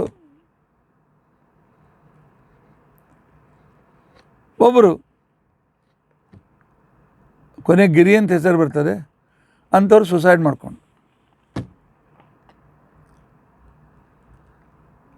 ಅವರ ಒಬ್ಬ ಶಿಷ್ಯ ಏನಂತ ಆನಂದಗಿರಿ ಅಂತ, ಅವನು ಸನ್ಯಾಸ ತೆಗೆದುಕೊಂಡು ಭಾಳ ಹೊರಟಾಯ್ತು. ಈಗ 30, 40, 35 ವರ್ಷ ಇರಬೇಕು. ಸಣ್ಣ 12ನೇ ವಯಸ್ಸಿಗೆ ಸನ್ಯಾಸ ತೊಗೊಂಡ ನಾವು. ಆದರೆ ಮೊನ್ನೆ ಒಂದೆಲ್ಲ ಆಯಿತು. ಮೇಲಿಂದ ಮೇಲೆ ಫಾರಿನ್ ಕೊಡೋಗ್ತಂದ ಕೊಟ್ಟೆ 50 ರೂಪಾಯಿ ಗುರುಗಳು ಶಿಷ್ಯರು ಕೊಟ್ಟಿದ್ದರು. ಅವರು ಸದುಪಯೋಗ ಮಾಡ್ತಿದ್ರು. ಅನೇಕ ಆಶ್ರಮ ತೆಗೆದಿದ್ದಾರೆ, ಅನೇಕ ಸ್ಕೂಲ್ ತೆಗೆದಿದ್ದಾರೆ, ಅನೇಕ ರೀತಿ ಚಾರಿಟಿ ಮಾಡ್ತಾಯಿದ್ರು. ಆದರೆ ಈ ಶಿಷ್ಯ ಸನ್ಯಾಸಿಯಾಗಿ ಅವನಿಗೆ BMW ಕಾರ್, ಮೇನ್ ಕಾರ್ ಯಾವುದದು? BMW. ಓಹ್, ನಮ್ಮ ಹುಡುಗರು ಗೊತ್ತು, ನನಗೆ ಗೊತ್ತಿಲ್ಲ. BMW ಕಾಲಾಗಿ ತಿರುಗ್ತದಂತ. ಆ ನಂತರ ಯಾವುದೋ ಅಂತಪ್ಪ 1 ಕೋಟಿ ರೂಪಾಯಿದು ಬೈಕ್ ಅವಂತ, ಅಂಥ ಬೈಕ್ ಅವನ ಹತ್ರ ಅವಂತ. ಅದ್ರ ಮೇಲೆ ತಿರುಗ್ತಿದ್ದಂತ. ತಿಂಗಳಿಗೆ 3 ಸರ್ತಿಗೆ ಒಮ್ಮೆ ನ್ಯೂಜಿಲೆಂಡು ಅಲ್ಲೇ ಗಿಣ್ಣೆ ಎಲ್ಲಕ್ಕೆ ಹೋಗಿ ಬರ್ತಿದ್ದೆ. ಸನ್ಯಾಸಿಗಳೇನು ಇವರು? ಅವರು ನ ಯತಿಗಳು. ಯತಿ ವೇಷ, ಆದರೆ ಯತಿಗಳೇ ಅಲ್ಲ. ಯತಿ ವೇಷ ಹಾಕ್ಕೊಂಡಿದ್ದರಿಂದಾಗಿ ಪರಮಾತ್ಮನ ಸನ್ನಿಧಾನ ಬರ್ತದೆ. ಆದ್ದರಿಂದ ಅವರಲ್ಲಿ ಪರಮಾತ್ಮನ ಸನ್ನಿಧಾನ ಇದೆ, ಅದನ್ನೇ ಮರೆತು ಬಿಟ್ಟಿರ್ತಾರೆ ಅವರು. ಯೇಷಾಂ ಕಂಠ, ಯಾರು ಸನ್ಯಾಸಿಗಳಲ್ಲ, ಯಾರ ಕುತ್ತಿಗೆಗಳಲ್ಲಿ ಬಹಳ ಸರಗಳಿವೆ, ಅವರನ್ನು ನೋಡಿದರೆ ಇವರೇ ಸರನೇನು ಅಂತ ಅಷ್ಟು ಸರ ಹಾಕ್ಕೊಂಡಿರ್ತಾರೆ.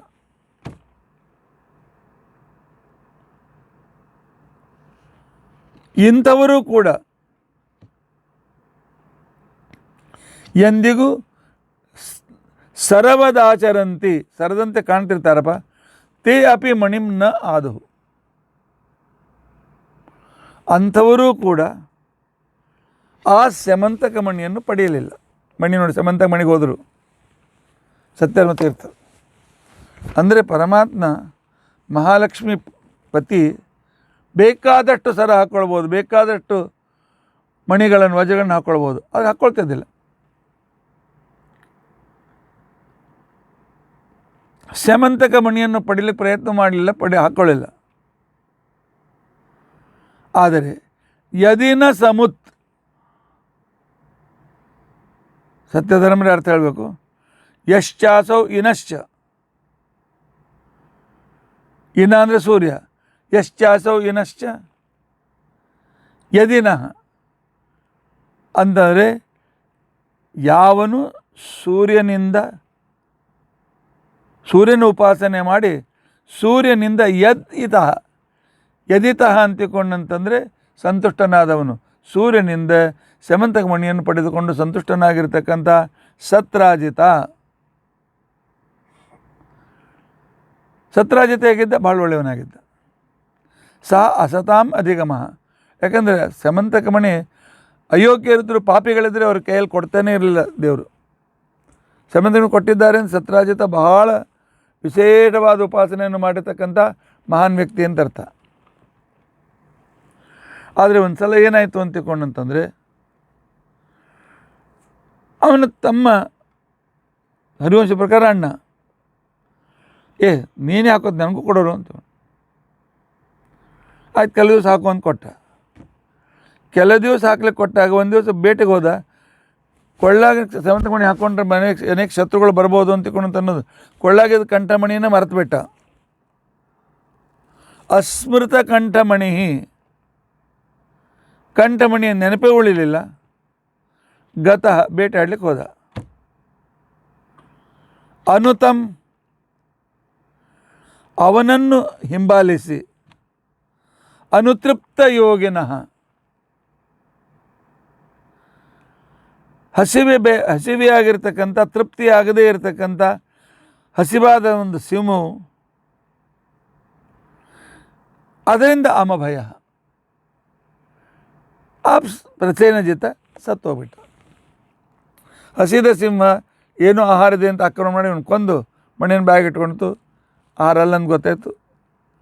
ಇಟ್ಕೊಂಡು ಹಾಗೆ ಹೋಗಿ ಎಲ್ಲೋ ಗುಹೆಳ್ಗೋಯ್ತು. ಅನಧಿರೂಢ ಪದಾರ್ಥ, ಸತ್ತೋಗ್ಬಿಟ್ಟ. ಸತ್ತೋಗಿರ್ತಕ್ಕಂಥ ಸಂದರ್ಭದಲ್ಲಿ ಅವನನ್ನು ಹುಡುಕಿಸಿದರು. ಹುಡುಕಿಸಿದಾಗ ಅವನು ಕೇವಲ ರಥ ಮುರಿದು ಬಿದ್ದಿತ್ತು, ಅವನ ಕಲೇವರ ಬಿದ್ದಿತ್ತು. ಬಟ್ಟೆಯಿಂದ ತಿಳ್ಕೊಂಡು ಪ್ರಸೇನಜಿತ್ ಅಂಥೇಳಿ ಅಲ್ಲೆಲ್ಲ ಹುಡುಕಿದರು. ಹುಡುಕಿರ್ತಕ್ಕಂಥ ಸಂದರ್ಭದಲ್ಲಿ ಅನವಗತಾಂತಕಂ, ಇವನನ್ನು ಕೊಂದವರು ಯಾರು ಅಂತ ಗೊತ್ತಾಗಲಿಲ್ಲ. ಇನ್ನು ಕೆಲವರಿದ್ರಲ್ಲ, ಕಾಮಜಡ, ಯಾರು ಲೌಕಿಕ ಸುಖವನ್ನು ಬಯಸ್ತಾ ಕೃಷ್ಣನನ್ನು ನಿಂದೆ ಮಾಡ್ತಕ್ಕಂಥವ್ರೇನಿದ್ರಲ್ಲ, ಪರಮಾತ್ಮನ ಅಭಕ್ತರು ಅಂತೇನಿದ್ರು, ಅವರೇನು ಮಾಡಿದರು ಅಂತಂದರೆ, ಭವತಃ ಏವ ಅಯಂ ಸಮುತ್, ಈ ಶ್ರೀಕೃಷ್ಣನೇ ಸತ್ರಾಜಿತನಿಗೆ ಕೇಳಿದ್ದ. ಸತ್ರಾಜಿತ ಕೊಡದೇ ಇದ್ದಾಗ ಅಸಂತೋಷದಿಂದ ಇದ್ದ, ಅದನ್ನು ಪಡಿಬೇಕು ಅಂತ ಪ್ರಯತ್ನ ಮಾಡ್ತಿದ್ದ. ಅವನೇ ಪ್ರಸೇನಜಿತನ ಕೊಂದು ಕೃಷ್ಣನೇ ಈ ಮಣಿಯನ್ನು ತೊಗೊಂಡಿರಬಹುದು ಅಂಥೇಳಿ ಅಸತಾಂ ಸರತಿ ವಾಚಃ. ಎಲ್ಲ ಕಡೆಯಲ್ಲಿ ದುಷ್ಟರಾಗಿರ್ತಕ್ಕಂಥವ್ರು ಶ್ರೀಕೃಷ್ಣನ ಅಪಕೀರ್ತಿಯನ್ನು ಬೆಳೆಸಲಿಕ್ಕೆ ಪ್ರಾರಂಭ ಮಾಡಿದರು. ಶ್ರೀಕೃಷ್ಣನಿಗೆ ಬಹಳ ಸುಳ್ಳು ಅಪವಾದ ಬಂತು. ತದಾಯ, ಇಂಥ ರೀತಿಯಾಗಿ ಮಾತನಾಡದೇ ಇರತಕ್ಕಂಥ ಸಜ್ಜನರು ಇದ್ದರು. ಕೃಷ್ಣಂತ ಕದಿಲಿಕ್ಕೆ ಸಾಧ್ಯ ಇಲ್ಲ ಅಂತಕೊಂಡು ಹೇಳ್ತಕ್ಕಂಥವ್ರು ಇದ್ದರು. ಆಗ ಅನಧಿ, ಯಾವನ ಸಮಾನರಾಗಿರ್ತಕ್ಕಂಥ ವ್ಯಕ್ತಿಗಳೇ ಇಲ್ಲವೋ ಅಂಥ ಶ್ರೀಕೃಷ್ಣನು ಗತಃ, ಸ್ಯಮಂತಕ ಮಣಿಯನ್ನು ಹುಡುಕ್ಲಿಕ್ಕೆ ಹೊರಟ. ಆಮೇಲೆ ಊಢ ಪದಾತ್, ನೋಡಿದ ಸ್ಯಮಂತಕ ಆ ಸತ್ರಾಜಿತ ಸ್ಥಳದಿಂದ ಸ್ವಲ್ಪ ಮುಂದೆ ಹೋದ್ರೆ ಅಲ್ಲಿ ಸಿಂಹದ ಅಸ್ಪಷ್ಟ ಹೆಜ್ಜೆಗಳು ಕಾಣಿಸಕ್ಕು, ಅದರ ಜೊತೆಗೆ ಮುತ್ತುಗಳು ಕಾಣಿಸೋದು. ಮುತ್ತುಗಳನ್ನು ನೋಡಿ ಆ ಕಾಲಕ್ಕೆ ಕೃಷ್ಣ ಮಾಡಿದ, ಅದೇ ಒಂದು ಆನೆಯನ್ನು ಕೊಂದು ಅದರ ಮದಜಲೆಲ್ಲ ಸಿಂಹದ ಉಗುರಿನಲ್ಲಿ ಸಿಕ್ಕಿರಬೇಕು. ಅದು ಇವನನ್ನು ಕೊಂದು ಹೊಂಟದಿಂದ ಅದರ ಕಾಲಿನ ಮುತ್ತಿಲೆಲ್ಲ ಬಿದ್ದಾವ. ಆ ಮುತ್ತು ಬಿದ್ದು ಒಂದು ಅಲ್ಲೊಂದು ಹುಡ್ಕೋತ ಹೋದ. ಮುಂದೆ ಹೋದ ಕ್ಷಣಕ್ಕೇನೆ ಒಂದು ಸತ್ತ ಸಿಂಹದ ಕಳೆವರ ಬಿದ್ದಿತ್ತು. ಕೃಷ್ಣ ಅಂದ, ಮೊದಲೇ ಅಧ್ಯಾಯ ಅಲ್ಲಿ ಮುಗೀತು, ಇದು 2ನೇ ಅಧ್ಯಾಯ, ಇನ್ನು 3ನೇ ಅಧ್ಯಾಯ ಆಗಬೇಕಲ್ಲ. ನೋಡಿದ ಸ್ವಲ್ಪ ದೂರ ಅಂದಮೇಲೆ ಅಲ್ಲಿ ನೆಲದೊಳಗೆ ದೊಡ್ಡ ಕಾಲು ಮೂಡಿದ್ದು ಅಂತ. ಆ ವ್ಯಕ್ತಿ ಭಾಳ ಭಾರ, ತ್ರೇತಾಯುಗದವ, ಅವನ ಕಾಲು ಬಿದ್ದಿದ್ದು, ಕರಡಿ ಕಾಲುಗಳು. ಅದನ್ನು ಹಿಂಬಾಲಿಸಿಕೊಂಡು ಹೋಗಿ ಜಾಂಬುವಂತನನ್ನು ಹಿಂಬಾಲಿಸಿಕೊಂಡು ಹೋಗಿ ಭವತಃ ಮಣಿ ಅನವಗತ ಸಂತತಕಾತ್. ಆ ಮಣಿಯನ್ನು ತೆಗೆದುಕೊಂಡು ಅನವಗತಾಂಶಕಾತ್, ಆ ಜಾಂಬುವಂತ ಯಾರ ಕಣ್ಣಿಗೆ ಬಿದ್ದಿದ್ದಿಲ್ಲ, ಯಾರಿಗೂ ಜಾಂಬುವಂತ ಇದ್ದ ಅಂತ ಗೊತ್ತೂ ಇದ್ದಿದ್ದಿಲ್ಲ. ಅಂತಹ ಜಾಂಬುವಂತನಿಂದ ಹೋಗಿ ಅವನ ಜೊತೆ ಯುದ್ಧ ಮಾಡಿ ತಾನು ರಾಮ ಅಂತ ತೋರಿಸಿಕೊಟ್ಟು ಅವನ ಕಡೆಯಿಂದ ಮಣಿಯನ್ನು ತೆಗೆದುಕೊಂಡ. ಅಧಿಗತಃ ಹೃದಯ ಕಾಮಜಡಾಹ, ಅದನ್ನು ತಗೊಂಡು ಬಂದ. ಆದರೆ ಇಲ್ಲಿ ಏನು ಹೇಳ್ತಾರೆ ಅಂತಂದರೆ, ಪರಮಾತ್ಮನ ಭಕ್ತರು ಆದರೆ ಈ ವಿಷಯದಲ್ಲಿ ಪರಮಾತ್ಮನಿಗೆ ಕಳ್ಳ ಅಂತ ಹಬ್ಬಿಸಿರ್ತಕ್ಕಂಥವ್ರೆ 3 ಜನ: ಕೃತವರ್ಮ, ಅಕ್ರೂರ ಮತ್ತು ಶತಧನ್ವ. ಅವನು ಸುಧನ್ವ ಅಂತ ಕರೀತಾರೆ. ಇವರು ಯಾಕೆಂದರೆ ಮುಂದೆ ಹಿಂದೆ ಸತ್ರಾಜಿತ ಶತಧನ್ವನಿಗೆ ಮದುವೆ ಮಾಡಿಕೊಡ್ತೀನಿ ಅಂತ ಹೇಳಿದ್ದ. ಆದರೆ ಅದನ್ನು ಚೇಂಜ್ ಮಾಡಿ, ಮಣಿ ಕೊಟ್ಟ ಮೇಲೆ ಚೇಂಜ್ ಮಾಡಿ ಸತ್ಯಭಾಮನ ಕೃಷ್ಣ ಕೊಟ್ಟ. ಹೀಗಾಗಿ ಅವ್ರು ಸಿಟ್ಟಿತ್ತು. ಅಂಥವರು ಅಸ್ಮೃತ ಕಂಠಮಣಿ, ಅಸ್ಮೃತಃ ಕಂಠಮಣಿ ಯಯಾಹ ಸಹ,